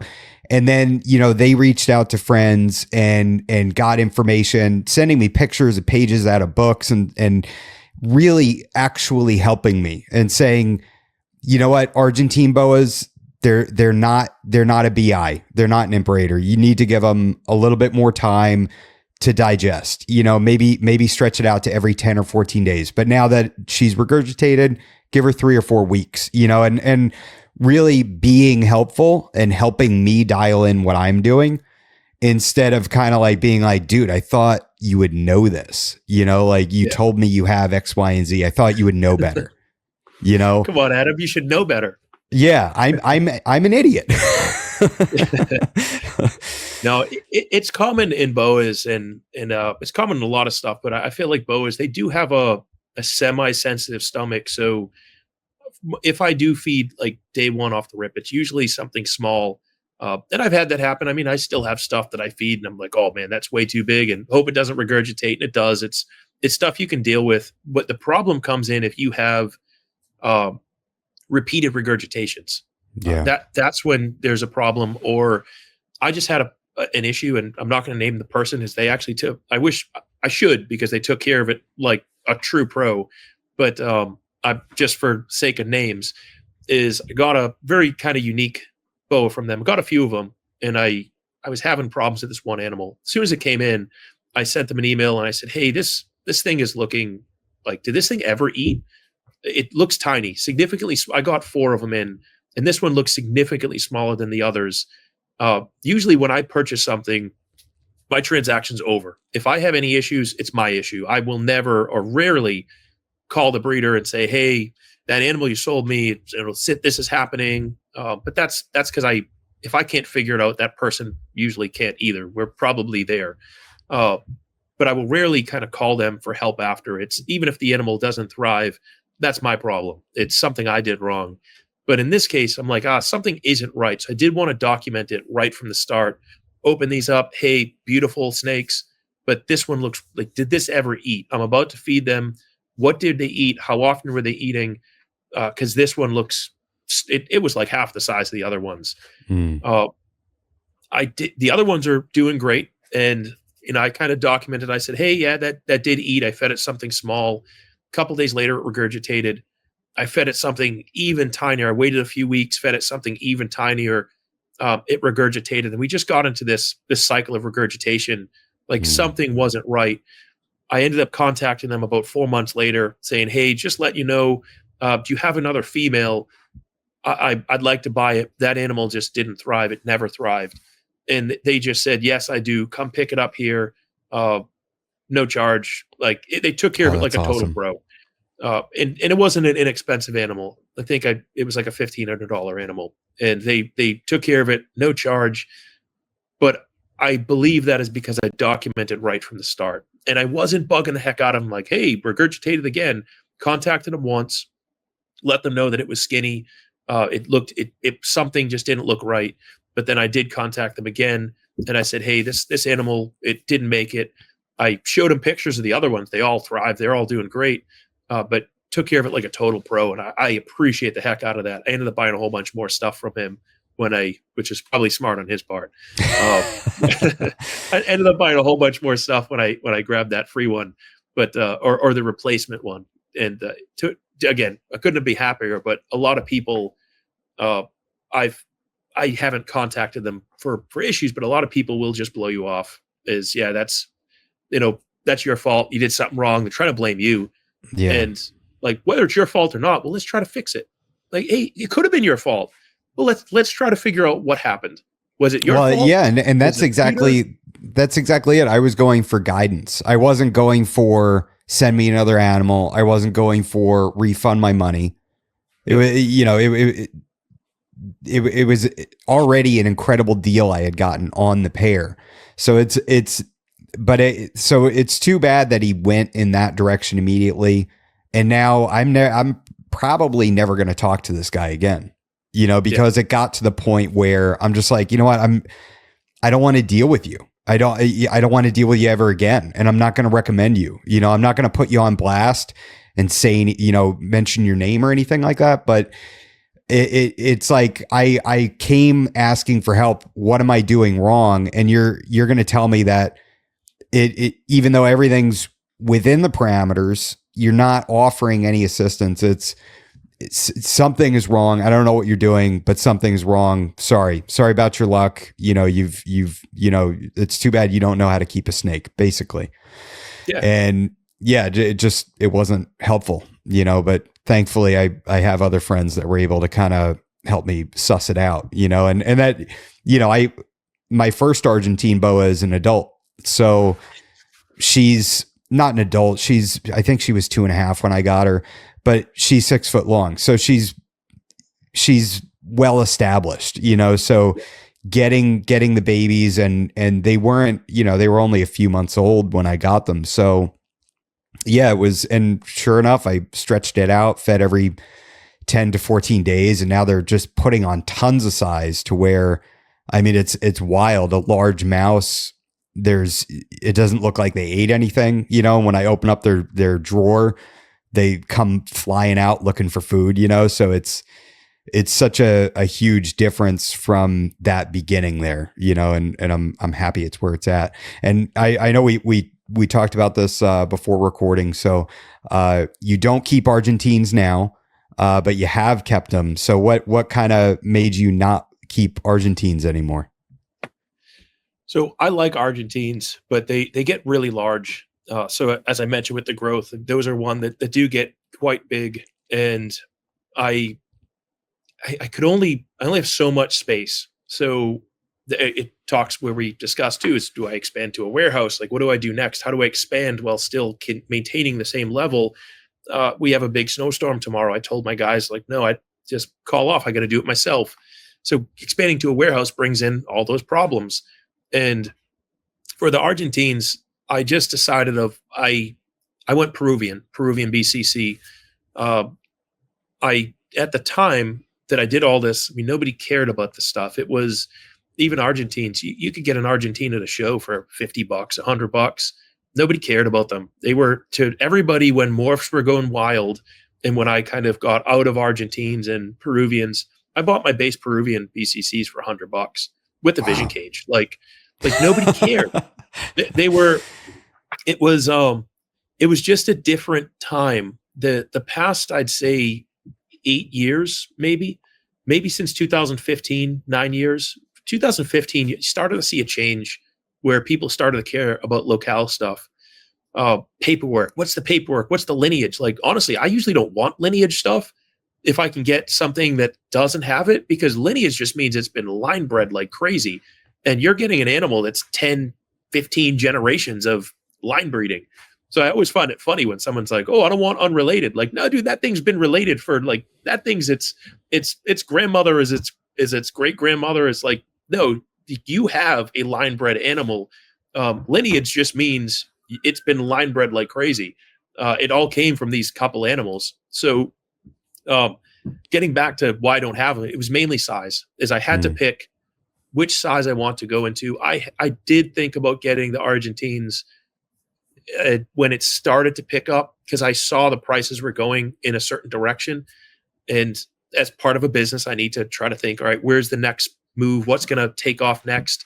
What's the smartest move for a business standpoint while still keeping to things that I like? And I saw Argentines. I saw them going, all right, it was $100 last year. Now they want 200. Now they want 400. And usually by the time the prices creeped up, you've already missed the bubble. So it was, by the time I noticed them again, they were around $400 to $600. And I'm like, no, it's too late. And that because that's when everybody's flooding it. So if I get in during the flood, like, yeah, it's too late, because by the time I'm producing them, everybody else is producing them too. And now the market's saturated and the prices start to drop. So I decided to not get back into them, because that's somebody else. Same thing with the BCC stuff. Somebody's super passionate about Suriname, Guyana. I love it. Buy them. But I think a lot of people got into them because they wanted to breed them. Like, I have some really nice BCC Suriname that I picked up from a friend. So again, I am trying to expand my business. I'm buying from people I trust. And so I picked up some really pretty BCC Suriname stuff from a friend. And a couple have sold. One sold to somebody's like, I don't want to breed it. I just want a really pretty animal. Like, dude, now's your time to get it. If somebody were telling me, I want to buy this animal and I want to buy all of them and I want to breed them in 3 years, I'd say you can, but do you want to do it because you see the price, or do you want to do it because you love the animal? Because so isn't everybody else. Everybody else is trying to breed those in 2 to 3 years. So the Argentines, the BCC stuff, most of the BCC stuff, Peruvians, Brazilians, those are still pretty rare. But the Suriname Guyanas, like, there was a craze for those a couple of years ago. Wild caught Surinames and Guyanas were selling for $1,000 and $2,000 for wild caught stuff. So I think that craze went up. That bubble's burst. We're on our way down for that bubble. They will stabilize. I just looked at Guyanas the other day. You can get a captive bred Guyana for like $350. You go back 2 years ago, that same animal was $1,500. And it's because just like everything, people want things when everybody else wants things. So you look at Bitcoin. When you want to buy Bitcoin, nobody cares when it's on its way down. They only, it's going up again, let me buy. So same thing with reptiles, is nobody cares about these animals. I shouldn't say that. The huge majority of people don't care about these animals when they're declining in price. They only notice them as they're starting to get more expensive. And a lot of that has nothing to do with supply and demand. A lot of it's just they're going up, so people start raising the price. So there's a little supply and demand in there, but they've always had a huge supply. They're just seeing, all right, let's raise the prices up a little bit more. And as they start seeing more expensive animals, they buy them. I spoke to a breeder. Again, I won't mention their name, won't mention the animal, but I sent him a message and I said, hey, these animals are too cheap. Like, I says, oh, dude, I can't sell them. He had 18 animals up. They were all a locale. He said, I can't sell them. I said, they're too cheap. Raise your price. I said, put them up at $800 to $1,000. He had them for, I think, $300. I said, put them up to $800 to $1,000. I went on 2 weeks later. I said, what happened to your animals? He said, oh, they all sold except for one female.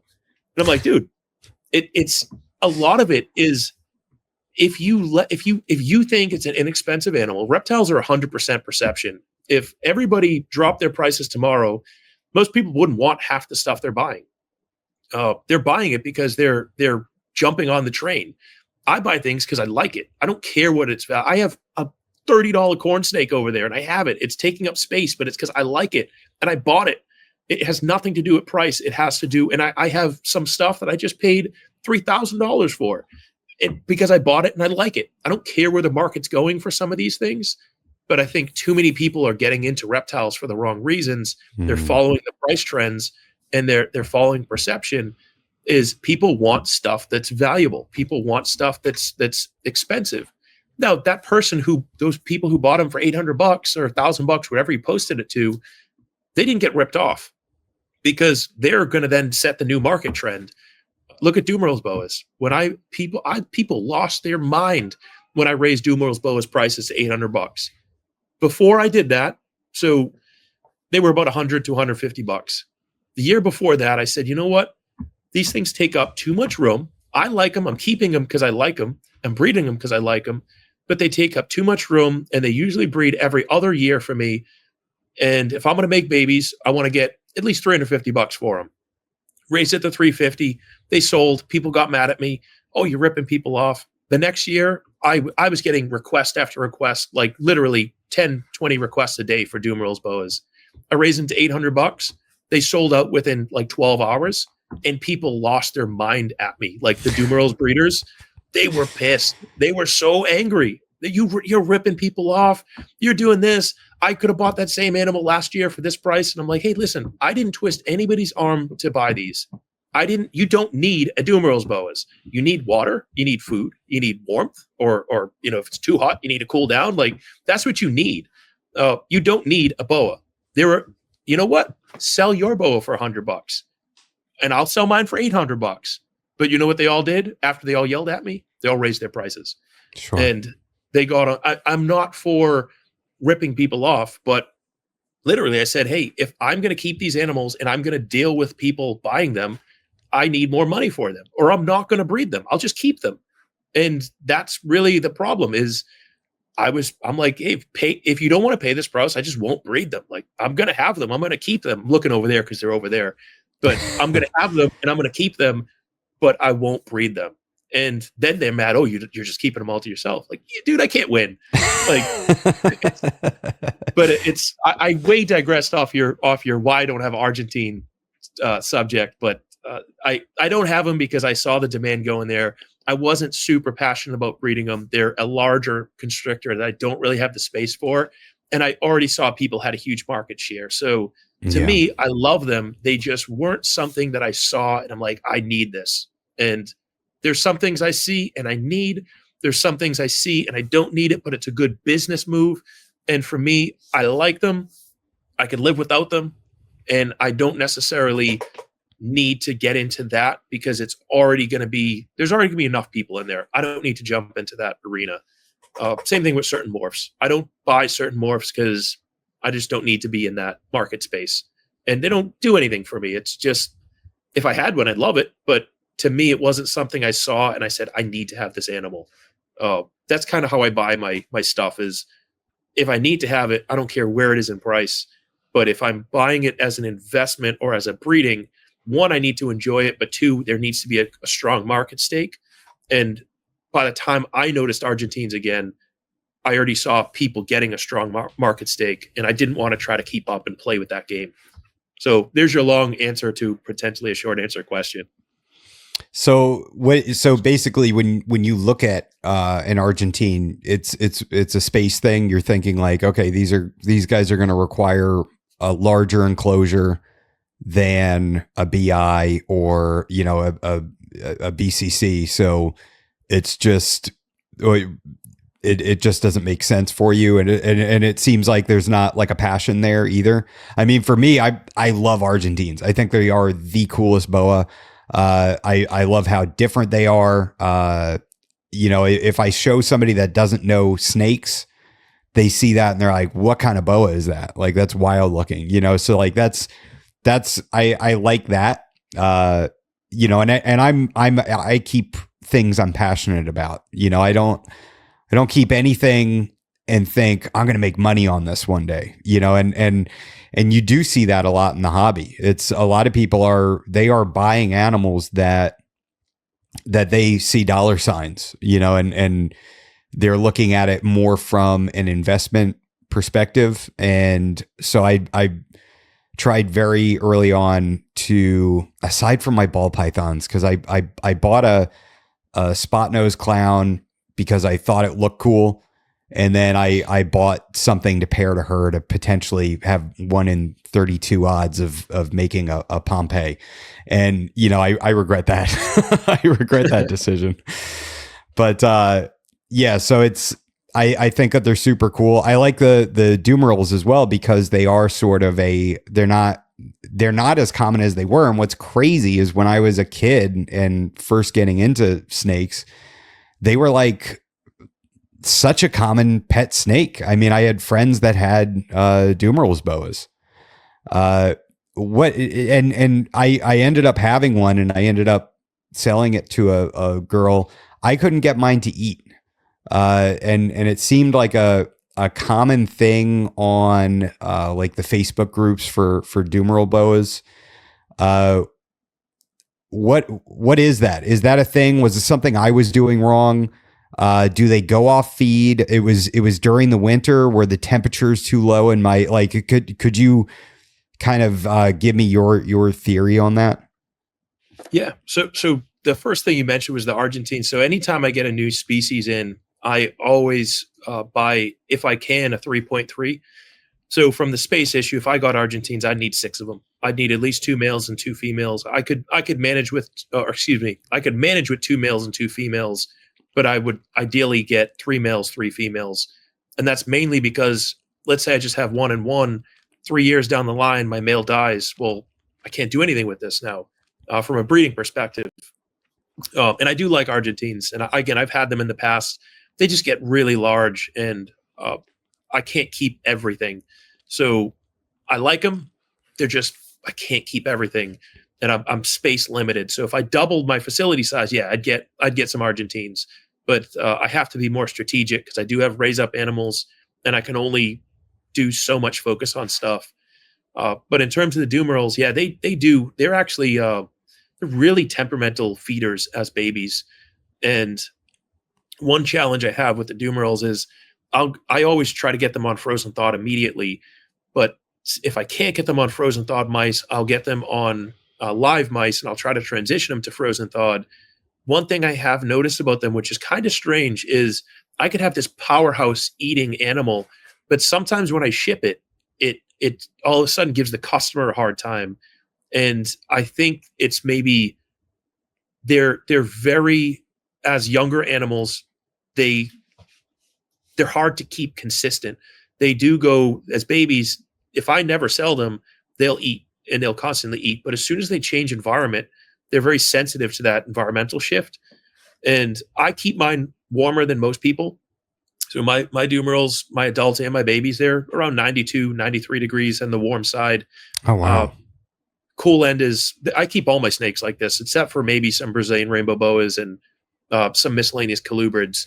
Almost all my snakes, they always, I should say almost always, this will change throughout the year, but they never have a warm spot that goes below 86 to 88 degrees. And their cold end is usually 78 to 80 degrees. In the summertime, my hot spots get hot. I mean, they're probably around 95 to 100 degrees on the hot end, and their cool end is high 80s because I'm forcing the follicle growth. And the only exceptions to that is my rainbow boas, which are kind of kept a little cooler. They still get warm temperatures, and again, the colubrids. But for the most part, that seems to work really well for me, and it has worked really well. But the Dumerals, they are very sensitive to, I think, change of environments. As babies, I think a lot of people feed them quail. They don't tell others. Same thing with Burmese pythons. A lot of people will feed them birds because it's easier to get them eating. But that kind of screws over the customer because a lot of customers aren't ready to go find quail for this animal's whole life. And the good thing about Dumerals that's different than Burmese pythons is Dumerals, usually once they have a year under their belt, they'll eat whatever you give them. They'll eat frozen, they'll eat live, they'll eat quail, they'll eat mice, rats.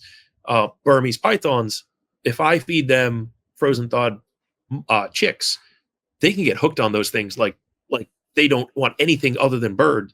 And that will hurt my customer. Dumerals, it's a temporary period. We can work through it. Usually I say, all right, try live. Will it eat live? No. Try a quail. Will it eat a quail? Yes. Never a live. I've never had to go find a live quail. But something about quail, they really like baby day-old quail. But if I feed them day-old quail, it's going to really hurt the person I sell them to if I don't tell them that. Dumerals are, I always tell people, be careful who you're buying Dumerals from. Make sure you're asking those feeding questions because they can be hard feeders. And even myself, as soon as I ship, something about that shipping, something about that change of environment, it sparks something in them to give people trouble feeding. 90% of them are fine, but every year I'll get one or two that were powerhouse feeders here. I ship it and they give the person nothing but problems. And I feel bad. I've taken one back and all of a sudden it eats for me. I've shipped it back to them and it doesn't eat for them. And I'm like, I don't know, man. I don't know how to help you. This is my cage. These are my temperatures. Bring it into a smaller cage. Size of enclosure. I think a lot of people rush the size. Nothing wrong with putting a small animal in a large cage, but you really need to make that large cage feel small by putting a lot of clutter into it. And I think that's where people go wrong is they take a large cage. It's a wide open space. It's so that they can visually enjoy the animal, but the animal struggles in that environment. They need shelter. They need to feel like they can get away. And this is kind of human nature versus animal biology is that we talked about in the earlier part of this call is that they're not a human. They need to feel comfortable. When we go to bed at night, we don't lay in the middle of the floor. We put covers over ourselves. It's kind of the same thing. Well, most people do. Some people don't. My wife doesn't. She kicks them all off and I take them. But you know, we need to feel that kind of level of comfort. And it's the same thing with a snake in a hide box. Most people give hides that are too big. When you go to bed at night, you don't close your bedroom door and just lay in the middle of the floor or lay on your mattress. You usually close your bedroom door or whatever, keep it open, but then you put covers over you. They need to feel that same level of kind of something around them at all time. And it becomes increasingly more important if you don't have bedding. People use paper substrate, but most people put hides that are too big. It's the equivalent of, you going to bed and laying on top of your bed with nothing on top of you. Can you fall asleep? Yeah, but you're going to be uncomfortable, especially if you're used to something different. So that's that transition period that I think a lot of people neglect. Yeah, it's I think I had my Dumerals in a 5 or a 7 quart tub. Like it was a very small tub with substrate so she could burrow under that with a cork flat. I mean, dude, I put in foliage. I did everything I could. Now, what I'm hearing though, where I might have gone wrong is that on the Facebook group I was on, they were like, I came on and I asked questions and they're like, there's a PIN document. Just go, refer to the PIN document. And everybody's saying, oh, they need it needs a hotspot of, I think 84. And Yeah.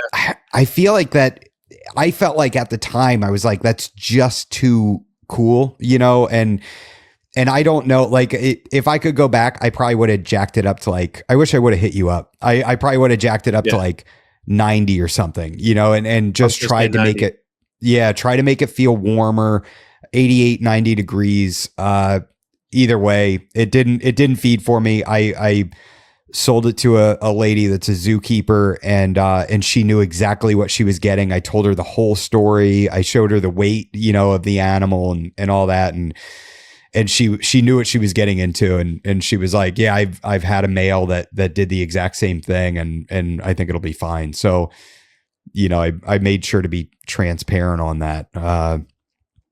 But yeah, I'm sad it didn't work out because they are such a cool snake. They're awesome. And yeah, I mean, it's, in my opinion, there's a lot of really bad information on Facebook, and Yeah. um, there's a lot of great information too, but it's just so hard to sift through what's good and what's bad when you don't know the difference. Even going on Morph Market to look at morphs, people are always like, well, how do you know what morph is what? And I say, hey, you just got to go on Morph Market. And it's like asking, how do you know that's a Lamborghini versus a Ferrari? Like, once you see enough of them, you just know. And when you really know, you know the difference between the models of cars. But it already has a different grill, has different rims on it. It's so it's, you just need to spend the time. But newer keepers struggle with that because there's so much bad information. Even on Morph Market, there's so many animals that are like, I'm looking at this stuff, I'm like, that is not what that description says it is. But someone's going to buy it. They're going to buy that animal as that description. There's a lot of animals that are jungle or are not jungle and are labeled off what they should be on Morph Market. There's a lot of locales that are up there that you look at and you're like, that's not a pure locale, but someone's going to buy it and they're going to breed it and they're going to enter it into a program, which is why the lineage stuff comes in so prominent with the locale things.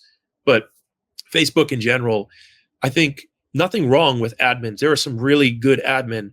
The challenge is these groups are run by admin, and sometimes those admin have like a year of experience or a couple years, and doesn't mean that they don't know.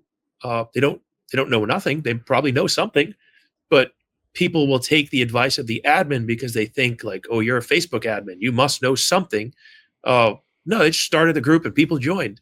They don't know anything about it. They're just the admin. So again, I'm not bashing the admin, but I think that's where a lot of these posts come from. And it's, everybody's setup is different. I personally disagree with 84 for a Dumerals. I think it's too cold in my experience. I've kept Dumerals for a long time, maybe 15, 20 years. I've bred Dumerals multiple times, and people, I mean, even my YouTube videos I put out, people won't listen to me. I could tell them exactly what to do. They won't listen. They're going to pick and choose their information. So it's what I always tell people to do is whatever you do, find somebody you trust, listen to them, and listen to them 100%. Because if you listen to me 50% and this person 50%, you can't blame both of us for it not working. Listen to that person 100% and me 0, or listen to me 100% and them 0, but don't start merging what feels right to you unless you know enough to merge that information. So it's, I always tell people, you know, if you want to be a boa breeder, pick somebody and follow their advice. Don't listen to me and listen to these 10 other people, because what's probably going to happen, you're going to have mixed results because we all do something a little bit differently. If now, once you've had experience, you can do that. You can pick and choose. You can figure out, all right, this sounds like it works based on what I've done. But that was the hardest part for me, is we didn't have a lot of good information when I was starting to breed. So I had to figure it out, and I would take notes of like, all right, this worked this year. It probably took me 9 or 10 years to actually understand what was happening. And people can get there, like, not pushing my Patreon, but somebody joins my Patreon, like, we can walk through your breeding season. And if you join the community chats or one-on-one calls or whatever, for $250, I can have, 30 litters for you this year. Just follow me. I can literally data dump all. It's probably same thing with your Patreon, or a lot of these breeders' Patreons is people will argue about the price. And, oh, I can't pay $3 a month for this person to answer my questions. They should answer my questions for free. Like, no, dude, I get people who time is money. Like, I can't spend all day answering 5 million of your questions. Go join Patreon. Go join one of these live calls. We can answer this in 5 minutes. Like, it's not a hard question, but it's going to take me a long time to type all this stuff out. And if you're not willing to pay $3 for that answer, then like, you obviously don't need it bad enough. Like, go talk to someone who's going to do it for free, and go deal with your mites for another 60 days until you break down, or go miss that boa litter for the year. Go miss that ball python breeding season because you didn't want to invest $100 in, I don't know, Mutation Creations Patreon. Like, the knowledge that some of these people have that they can give you for such short money. So again, if not even my Patreon, just, we have so many incredible resources. And if people started, breeders specifically, started treating it like any book, like I can, like where we kind of talked about earlier in this call, watch somebody's YouTube channel and break down all your barriers. Just listen to them. And there's going to be something valuable in there. But now you go and you find somebody you like, whether it be myself or you or any other person out there, they can literally pay like $25 or $50 a month for 2 or 3 months and get 30 years worth of knowledge from these people that could escalate their skills for a total spend of $100 or whatever it may be. They could have 10 extra litters that year. If you get 1 extra baby boa, even if it's a normal, that just paid for that knowledge for the year. And that's another thing. I mean, patience, but also you want to sidetrack patience, go pay for somebody's time and get their knowledge. And now you can escalate and you can avoid mistakes. You can learn how to turn things into a business. You can learn how to breed certain things. And I'm getting passionate about it because something I did is, as you know, I actually used to just buy animals from somebody. Is I wanted to get closer to them. I liked them as a person, but I used to buy animals because I'm like, I need to talk to this person. And if I'm buying animals from them, I'm talking to them. There wasn't a Patreon. I couldn't pay for their time. But I was spending tens of thousands of dollars so I could engage in conversations, and it made it worth this person's time so I could be around this person and learn from them through these conversations we were having. And that was so valuable to me now that I wish I bought 10 times the amount of stuff, because the knowledge I could have gained in just such a, at the time, it was a lot of money. I mean, making myself broke in the process, but but it helped me, and it all paid itself back. There's so many avenues, like you mentioned, Patreon and my Patreon. A lot of these people have Patreons, and you can escalate your level of keeping so much further if you just tap into that as a resource. Like literally $25 a month. That's 5 Starbucks coffees. And you can get an hour or 2 on a call with these people every month. Like, as long as you use it, don't go on that call and expect to get all the knowledge. Go on that call ready, get your notebook out, have questions prepared. You're paying for this time now. Use that person's time because you've paid for it. They're happy to give it to you, and they're there to give it to you. But if you want answers, you have questions, go in, get ready, be prepared, and get those answers to things you have. And I mean, even these podcasts and stuff like this, you can get so much knowledge from these. You have the experts in the field. I'm not even going to categorize myself as that, but you have such high quality people on this podcast itself that, like, just listen. They're giving you free information. It doesn't even cost you that $25 a month. You don't even need to watch a Patreon. Just watch this video. It's totally free, right? And you probably have behind the scenes stuff or something different on your Patreon. I haven't checked out the Patreon, but I'm assuming if they join your Patreon, there's even more value there if they actually treat it as that. Is that right? Am I incorrect on that? Or? Yeah, I mean, my Patreon, God bless my my Patreon members. They're supporting me because they like the podcast. They like what I'm doing. They do get early access, so they'll get episodes usually about a month in advance. So like this, we're recording this now, probably won't be out for probably 3 or 4 weeks. So that's one of the benefits. But yeah, I totally agree. I mean, there are so many substantial people in the hobby that have Patreons, and they're willing to share their information and their time, right? And time is a big one, because especially once you have kids, right?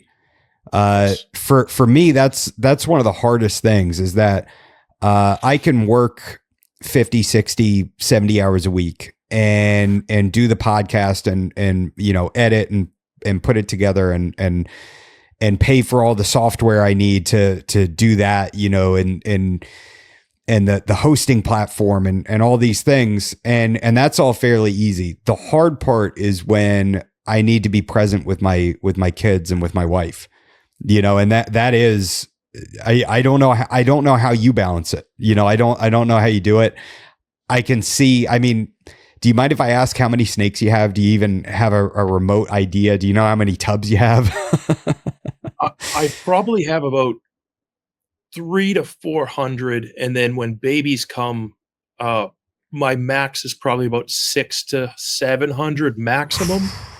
But you know, obviously babies come and go throughout the year. So yeah, I would say right now, I'd guess about 350 or so. Okay. You know, most of the rack behind me is empty. If there's no tape, then there's nothing in it. Most of that rack over here is empty to about right here, and then anything lower has something in it. And I have some stuff around the corner. But no, I mean, time is essentially, that's the hardest thing that I think I personally balance with. Sounds like yourself is, how do you spend? I got a 6-month-old, I got a 3-year-old, I got a wife, and they're all saying, "Oh, you got to go down and clean snakes again." Like, yeah, but you know, they're on the same page. They understand that I'm doing certain things so that I can create a better life for all of us.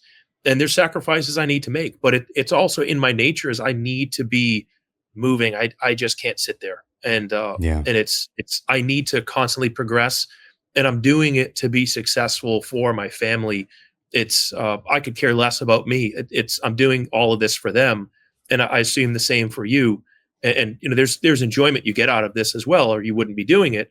But the ultimate goal might be that you're making a better life for your family. So I see it as that, and I think the Patreon really helps. Even like what you mentioned is your Patreon members supporting you, so you keep doing this. I mean, the value again that if they're into boas and they actually listen to some of this stuff, maybe not the whole thing applies. They can get such valuable information out of what we just discussed. Just pull a little piece out of the. I saw you had Brian from Byron Boas on there. Yeah, I unfortunately didn't watch the whole thing yet, but I'm sure there's information in there that I could learn if I just sit there and listen to it. I mean, the nice thing is a podcast. Throw your headset on and put your phone in the corner or something and just let it run. You don't need listen to it as you're driving. It's not like you're a YouTube video where I'm showing you certain things. You need to sit there and engage in it. You just listen to it. It's an amazing source of knowledge, and you're getting. I mean, this is episode 50. Is that right? Yeah.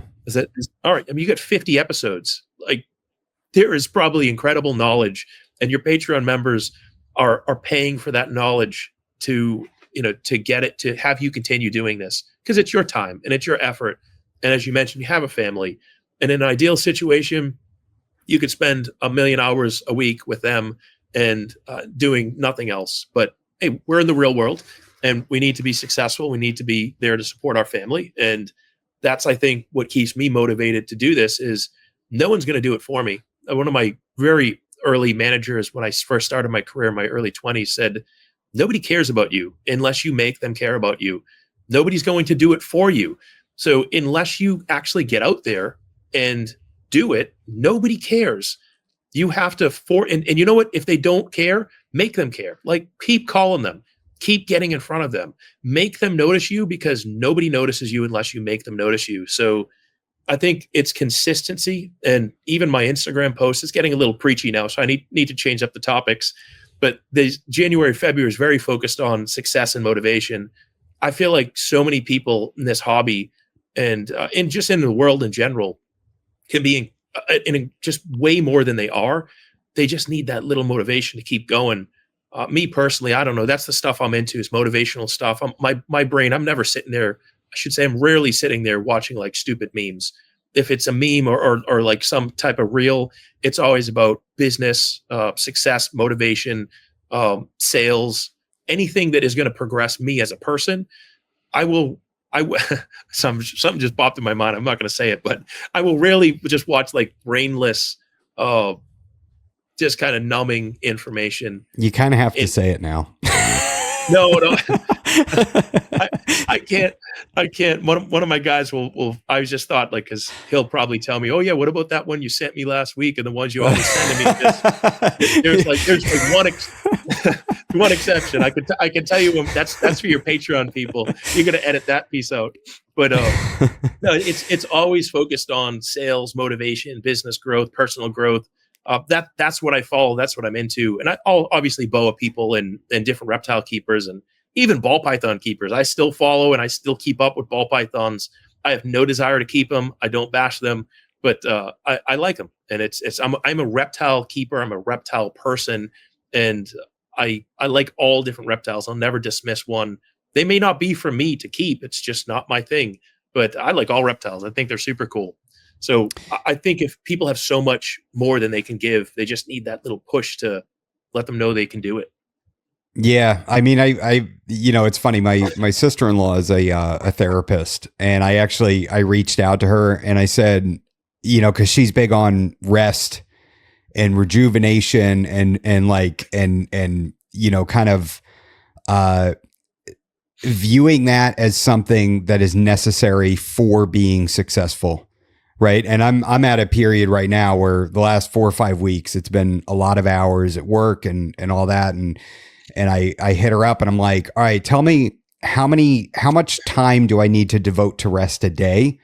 And how many, like quantify it, make it something that cause otherwise I can't do it, but give me a goal to set. Because if I don't have that goal, I'm never gonna actually do it or follow through. I'm just gonna keep grinding and being, exhausting myself. And, so I think that looking at it from that perspective, that you can actually get more valuable effort out of yourself if you put in some of the work on the rest side and the recovery, that then it's going to make you more productive in the long run. That's what I'm trying to do right now with myself, is and it doesn't have to be sitting on the couch playing a video game, right? That might be recovery for somebody, but for me, it might be taking my kids on a hike, and setting time aside for that. And then it's something where I can actually recover and get grounded and then come back even stronger. Yeah. And I mean, it's a hard thing I struggle with is the rest component because in recovery, I think it is essential. I mean, you see, if I go on a vacation, then I come back and I'm ready to go, ready to rock. I'm so much more productive, so much more motivated. And a lot of the time I heard a great quote. It was like, hey, I'm not going to burn out. I'm not a candle. And I'm like, I love that. Like, I'm not a candle. I'm not going to burn out. I just got to keep pushing, got to keep grinding away at it. And I'm a big proponent of that is I think we can push ourselves a lot further than we think we can. And I try to do that is, you look at all these super successful people. And again, my goals over the past, since I've had kids, my goals have completely changed is, all right, I gotta be successful. I'm going to be as successful as I can. I has to be consistently successful. It can't just be, I get a big win and then it's over. But you look at all these super successful people, they're not resting. Their rest is work. And that's where I'm trying to kind of push my passion is that as I'm cleaning snakes, this is my rest. As this is my mental break. As I'm hanging out with my kid in the morning, making breakfast, that is my rest. So that when that's my mental recovery. Obviously, I can't go on 2 hours of sleep forever, and I sleep more than 2 hours, thankfully, for my wife. We have a 6-month or a 5-month-old baby, and she takes most of the night. It is very rare for her to wake up and say, like, can you help me? It had to be a really bad night for me to do that. Usually I'm up, but I'm not like physically helping. But I struggle with that concept as I want to do it, but I feel like it goes against every bone in my body of like, that's not going to get me to my goal. I think there's a time and a place for rest and recovery and mental health, but I also feel like it's an easy excuse for too many people to quit early. And I can tell just from your talking, you're not one of those people, but you tell somebody, oh, it's okay to rest. It's okay to recover. Like, no, man, you're not there yet. It's fine. You want to recover, you want to rest, do it, but you can't complain about your situation either at the same time. Now you're contradicting yourself as Like, you don't have time to rest, man. Like, I was talking to one of my guys. He's like, and I'm hard on him because I see so much potential out of him. And I'm like, dude, like, you got to push yourself harder. Oh, I don't have time for that. I'm like, oh, you had time to go to the bar, get your mental rest. You had time to watch that football game, get your rest. Like, dude, I don't watch a football game. You had time to do that every Sunday. I don't watch a football game every Sunday. I'm too busy to do that. You can't be too busy, because if you're busier than me, like, you should be way further. Like, you're doing something wrong. So it's like, that's kind of how I see it is. And all it was, I told him to download an audiobook. Like, dude, this book will change your life. and he's like, oh, I didn't have time. I was doing this. And dude, you open up, you can do it in 2 minutes right here. Give me your phone. I don't have time to do that. So, like, I think it's an easy place for people to make excuses. And I think that what you said was your sister-in-law or your sister? Yeah, sister-in-law. Sister-in-law. I think she's 1,000% right. Where I don't like that is people use it as an excuse to quit early and to not push themselves because, oh, somebody told me I need to rest. It's important to my success. But no, like, not important. Like, you haven't gotten a chance to rest yet. You're already rested. You got to work harder. You got to push yourself harder. Then you'll figure out when you really need rest is when you can't go anymore. And then you take a break. But if you're resting and you wake up the next day and you feel the same, like, now you're over rested. That's my thought on it is you've rested too much. It's time to start being productive now. That's how I see it with the snakes. It's the hardest part about reptiles or animals in general is, I think I said it in one of my videos, is they're constant. There's no, I don't feel like mowing the lawn today. I'll do it tomorrow. Maybe I'll shovel my snow in a couple hours. Like, no, dude, you got to clean that shit out of their cages. You better change those water. That snake doesn't have water. Like, I can't do it tomorrow. I got to do it right now. So the constant is what's challenging, mentally challenging about reptiles. I got the flu. I don't got no help. I mean, it wasn't until a few years ago I had help. I hurt my shoulder. I can't get these things down. Like, I figure out a way, put it on my head or something, like, figure out a way to get it done because it has to, because I don't have anybody to help me and nobody's going to do it. And I think, again, it puts people give up too early. And I see that in reptile keeping in general too, is people give up a little bit too early with their breeding, with their sales, and just trying to get themselves to be better in the industry. And their marketing push, they're right there. They just got to go a little bit longer, and then go a little bit longer after that, and just keep going. Just don't rest until you can. But that was a long-winded. I mean, I'm sensitive to that because I'm around a lot of people that they work too hard. They're trying to find that work-life balance. Me too. But you look at, again, I try to look at and take examples from people who I aspire to be, and none of those people are doing that. Even when they look at it, they're not doing it. They didn't become that successful because they had somebody else do it or they were resting. If they had somebody else do it, they were doing something else in the place. They weren't just like screwing off. So that's how I feel on that. And I think that if people applied that to the reptile industry, they'd get a little bit of a different vibe too. So how many employees do you have? So I don't want to call them official employees. I mean, I do because they're friends, helpers. They're helpers.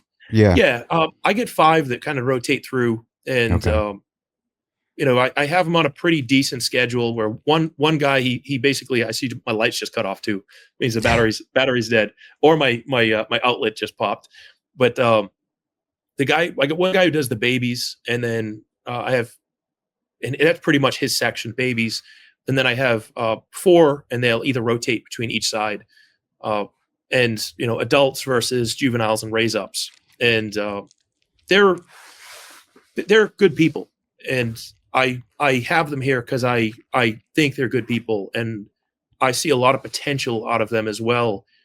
Is that, man, these guys can crush it. They just got to be willing to push themselves. They can totally crush it.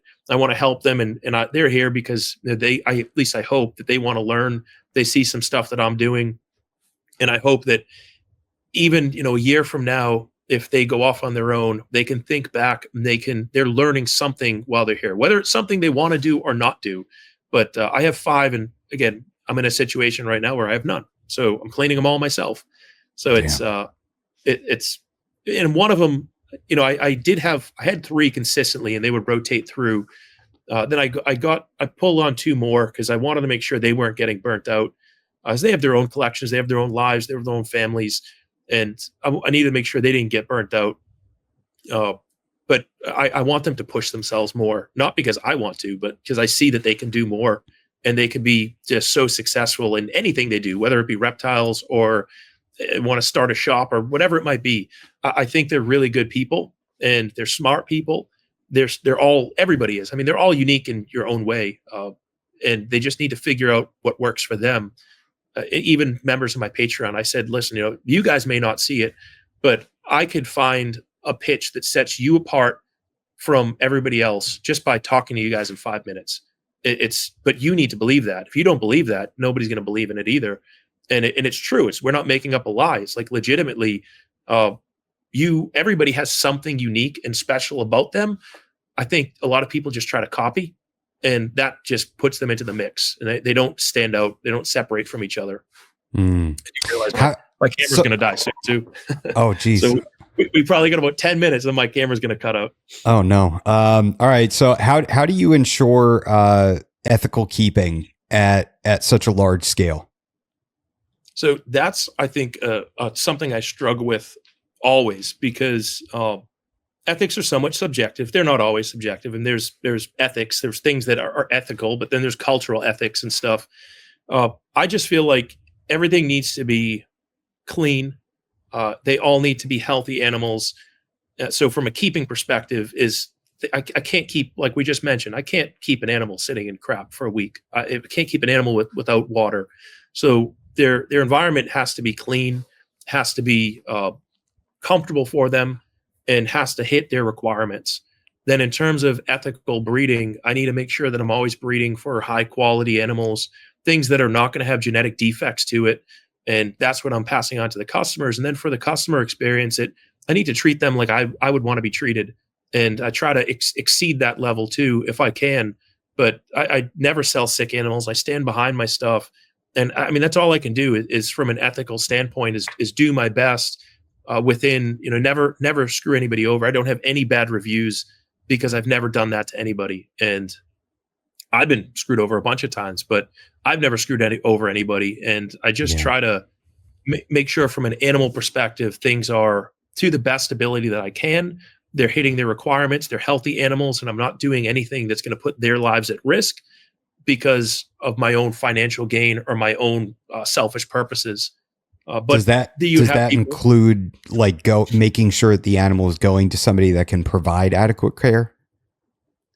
Yeah, and that's something that's hard to do. Is earlier when I was younger, I used to try to screen for that, and it's really hard to screen for. It's you can get a feel right from the start, but as I mentioned, I've sold stuff to people and they talked this awesome game. They were overprotective of how this animal was going to be, and it was terrible care. I actually like the newer keepers better than some of the kind of mid-tier keepers in many instances, because they're willing to learn, they want to learn, and I can see the effort they're putting in, and I'll know right from the start usually if somebody is going to be good or a bad keeper. But usually the price range that I sell my animals in too, and I have them in all price ranges from $100, or actually $40 is probably the cheapest one I have for a corn snake, all the way up to $5,000, $6,000, $7,000. And those newer keepers, the under $500 range, I think people are usually trying to do a good job. It's in that $500 to $1,000 range. It can get a little iffy. People are maybe getting into it for the wrong reasons. They're jumping in too fast. Over $1,000 is usually fine too. Somebody spending over $1,000 on an animal, they probably know what they want. Those are likely, they're the hardest customer to get, but also the easiest customer to deal with, because they typically buy and you never hear from them again because they know what they're doing and they already have a plan and a goal in mind for what they're doing. And they're usually out of that pet keeper range. Not always. There's people who buy $2,000, $3,000 pets, but it's not as common as a breeder who's going to be in that range. Okay. Something that I want to start doing here is a couple questions that some of my Patreons had for you. Do you ever have to test animals when they're coming into your collection? Do you do like a mouth swab or anything like that? Is biosecurity at that level a concern of yours, or something that you have to prioritize? Yeah. So, I did lie. I have low battery, but we still have a little bit of time. I don't want you Right. to rush. Um, but no, I think biosecurity is what I do is I buy from people I trust, and that's the number one level of biosecurity I can add. Is I never take a risk, or I will rarely take a risk from buying from somebody I don't get a good vibe with, buying from somebody who has a history of something not happening right. It's pretty hard to get bad reviews in the reptile world unless you've done something shady or screwed somebody over at some point. Hmm. Now, there's obviously always going to be that customer that might have had it. Well, I shouldn't say always. I haven't had it yet, but you may have that customer that just doesn't like you and they leave you a bad review. Uh, but in terms of biosecurity, I actually spoke to Chad Little, who does the swabs, the mouth swabs, and him and I are kind of on the same page. Is it was never meant to be like a collection screen. It was never meant to be something where I'm going around and screening every animal in my collection. Now, I think he feels a little more confident in it is his testing. He feels a little more confident in his testing than I do, but it's in order for you to find something, it needs to be active in the body. And a lot of these things, like if I get a baby animal, it's not active yet. Can't test it. So it's could you test it? Sure, you could test for it, but it doesn't mean it's going to show positive. And there are false positives. He does tell me that's very rare, but it's kind of like a COVID test too. There's like a window where you can find something. It has Hmm. to be active. It's different than a COVID test. It's a virus, but it has to be active. And you can miss things because it's not active in the body. Think you're fine, and 5 years later, you actually have a problem because it has become active. So I guess my biggest level of biosecurity is buying from people I know and trust, and never taking chances. Like I said, I never buy an adult animal because I don't know what that animal's gone through. And why are they selling it? Especially if it's a breeder, sometimes they're reshifting what they have going on. But I have a fairly closed group of animals, uh, and I take that level of biosecurity very seriously. But I don't do any tests or swabs. I've done them in the past, and they haven't come back positive. So, um, but I've never do like a whole collection test. I know there are people out there that do that, but I could, if they don't do it right. I mean, I do environmental engineering. I do environmental engineering, and if I'm not good at my quality control, like I could literally be passing viruses from snake to snake just through my swabbing procedures. Yeah. So I got all the lights dying. Now you're going to get me in a dark room soon. Um, so no, I don't do that because I just buy from people who I trust. And I think that's the most important aspect is buying from people you trust have a level of biosecurity, because most of the bad stuff you can't test for unless it's symptomatic, and you can't see. You're going to find it years from now. So that's my biosecurity that I implement. Okay.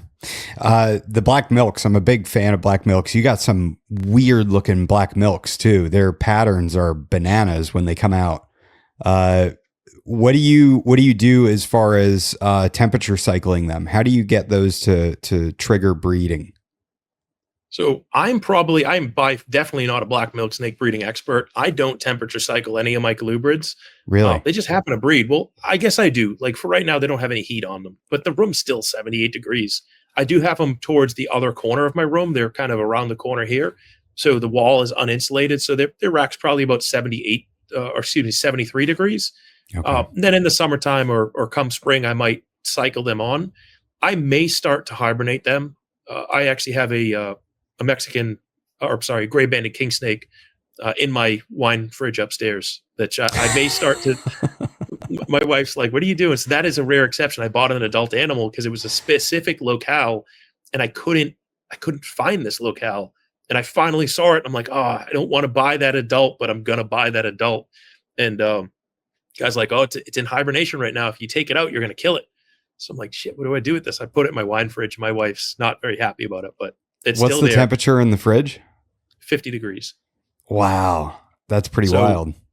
I may start doing that with more of my colubrids in the upcoming years, but I've just always lowered their temperatures, and I've given them their time. And every year she breeds for me, and they always throw really weird, funky, stripy babies. They were stripy as babies too, so it's definitely genetic. It's almost a shame I couldn't just keep them in that genetic element of it, but kind of keep them without getting all black or get a Yeah. little black like an IMG boa.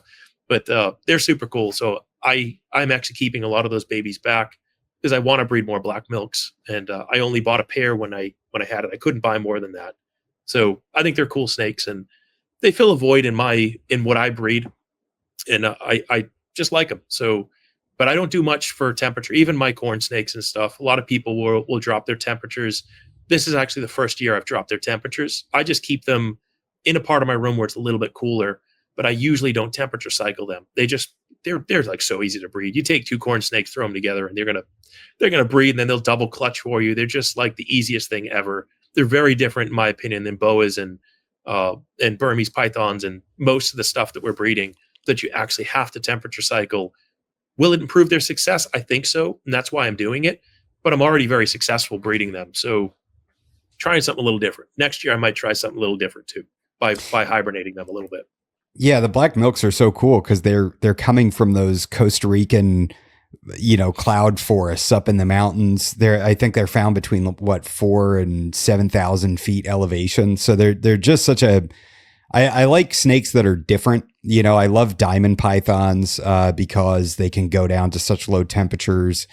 I'm really drawn to that. I don't know why, that more temperate, and really dramatic temperature swings and yeah, that's kind of what draws me to the black milks, and also the color change is pretty cool too.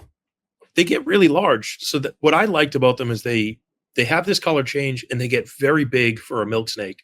I think they're the largest or the second largest milk snake out there. So I was intrigued by them, and they're super cool, very unique animals. You said diamond pythons. I'm actually looking at, my goal this year is to bring in 5 new species, and diamond pythons was potentially on the list. I haven't made up my mind. I already brought in 4. So I need one more. Diamond pythons might be it, but haven't made up my mind on that yet. Do the diamond pythons. I got 2 females this year, and I'm getting a male here soon, but I'm in Florida, so I'm going to be keeping them outside year round. So that's awesome. Yeah, I'm super stoked. Get diamond pythons, please do it. They're such cool animals. I might. What was my hesitation is talking about animal ethics is I don't know if I'm set up to really keep them the right way. I think they do need more height, and I'm predominantly racks. So diamonds and different carpet python species, scrubs and stuff, I think that's really what limits me is I don't have arboreal enclosures. If I had stuff like you have in your background, I think that would be a no-brainer. They're coming in, but it always needs to balance. Can I meet the requirements of these animals? And I don't think I could do it with diamonds. So that was my hesitancy. Angolans, I was looking at Angolans, but I'm like, I don't know if I want Angolans. They look like a ball python, but they're very different than ball pythons. Very different. Yeah. They have more of an attitude for sure. I just had David Kelly on, and he was talking about his diamond pythons, and he said that in his mind, it's absolutely necessary that they have incandescent lighting, that they have a actual heat bulb. And like you said, the height where they can kind of thermal regulate up and down the cage. But also he forgot to close one of the windows in his basement, and during the winter and the snowstorm came through, and he came down to the basement, and there was a dusting of snow over the top of the cage. And they were good. The snake was fine. Yeah. Yep. She was good. Yeah. Those and Sanzania have been, Madagascar tree boas have been kind of catching my attention.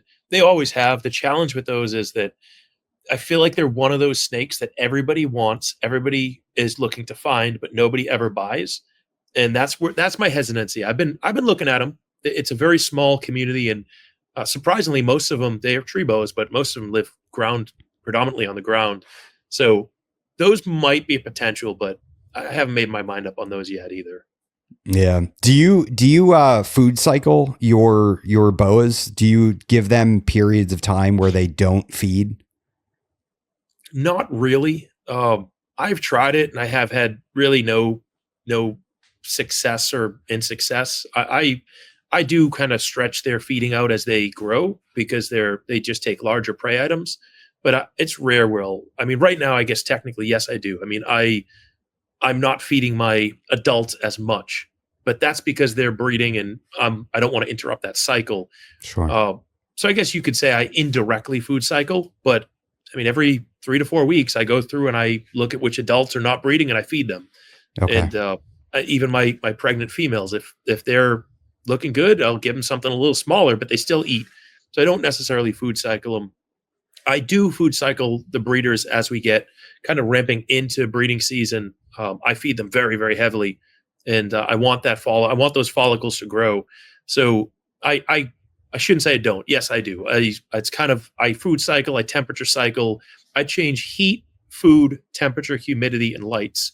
Mm. Any one of those will trigger a breeding response, but if you throw all of those together, heat, food, temperature, humidity, and lights, the only thing I can't change is barometric pressure. I could if I actually pulled an exit fan and sealed this room off a little bit more. I could change the pressure a little bit, but any one of those, and really you don't need any of those to get a lot of these to breed, as long as you're in an area like a New England area. The pressure change alone is going to spark a breeding cycle. But all of them combined starts like this breeding frenzy. So that's why I do all of them.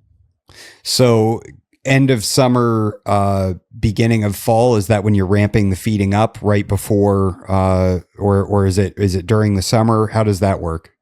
So I usually follow the 4 New England seasons. I break my breeding, I call it a breeding year, but I break my breeding year or breeding season into 4 quarters. There's the fall, or there's summer, fall, winter, spring.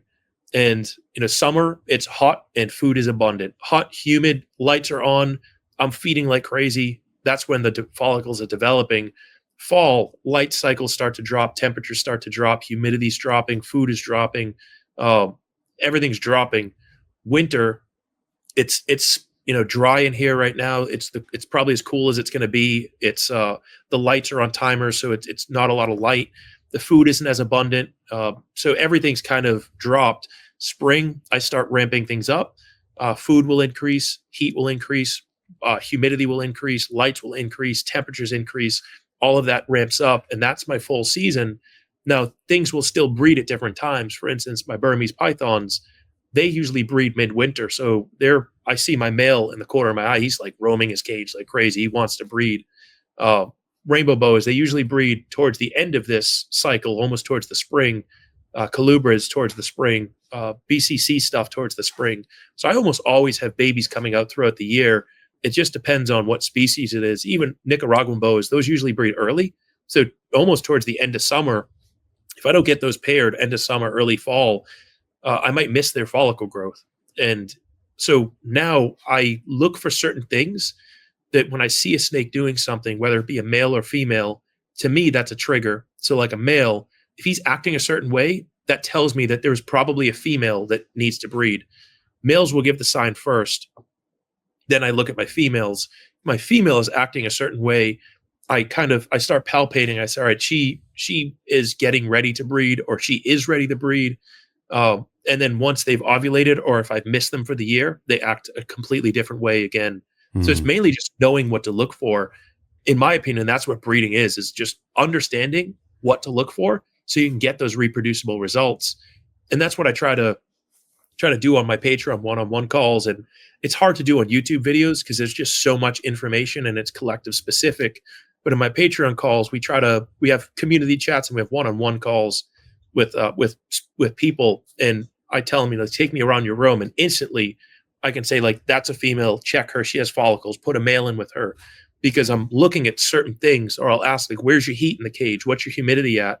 And it's just my goal is that once they've gone through one whole breeding cycle with me, they thoroughly understand what they're looking at. And this is stuff that took me, like I mentioned, 9-10 years to understand what I was looking at. But once I figured it out, it all made sense. And breeding is not challenging. Understanding what to look for is not challenging, but there's no information out there to tell you what to actually look for. And that was another reason I started my YouTube channel. Is I know pretty good amount of larger breeders. They would tell me they purposely put out the wrong information. And I was like, no. don't you do this? And they're like, no, I don't do that. I just said that because, like, I'm not giving people 30 years worth of my information. And I'm like, whoa. I'm like, you know what? I can respect it, but that's kind of dirty. So a lot of the information out there is not good or correct information. It's information people have said that they do, but it's not true. I've even seen people take animals out of certain cages, put them in another cage, and then take a picture like, oh, just ovulated. And then they put it back into the other cage because that cage won't make them breed. They need something totally different to breed. It's a different environment. And I'm like, man, like that changed my perspective on all these books and all this online information, is people are just parroting and repeating what other people have said and what they've read. And so much of it is wrong. That's why I say, like, people could listen to my YouTube channel and I could tell them exactly what to do, and they'd listen to it in a free YouTube video. They're not going to listen to it. They're going to pick and choose. And that's why I like my Patreon, is these people are here and they've paid $60, $25, $120, whatever. And like, they're vested in learning for themselves. I really like the group I have, because like they want to push themselves. They're trying to figure this out. And actually my camera is now flashing red. So we may end this sooner than we think. We better wrap it up. Yes. I got the low batteries going. Yeah, I definitely want to sign off before your battery's dead. Jason, I really appreciate it. This was a long time coming. So thanks for coming on, man. Absolutely, Adam. I appreciate you having me. I'm glad we finally got to do this, and we'll have to do it again. Maybe we'll do like an episode 75 or 100. We'll circle back, and cameras will be plugged in, lights will be plugged in, and we'll get a good show going. Hell yeah, man. Sounds good. Awesome, Adam. Talk soon. Hope you have a great day. You too.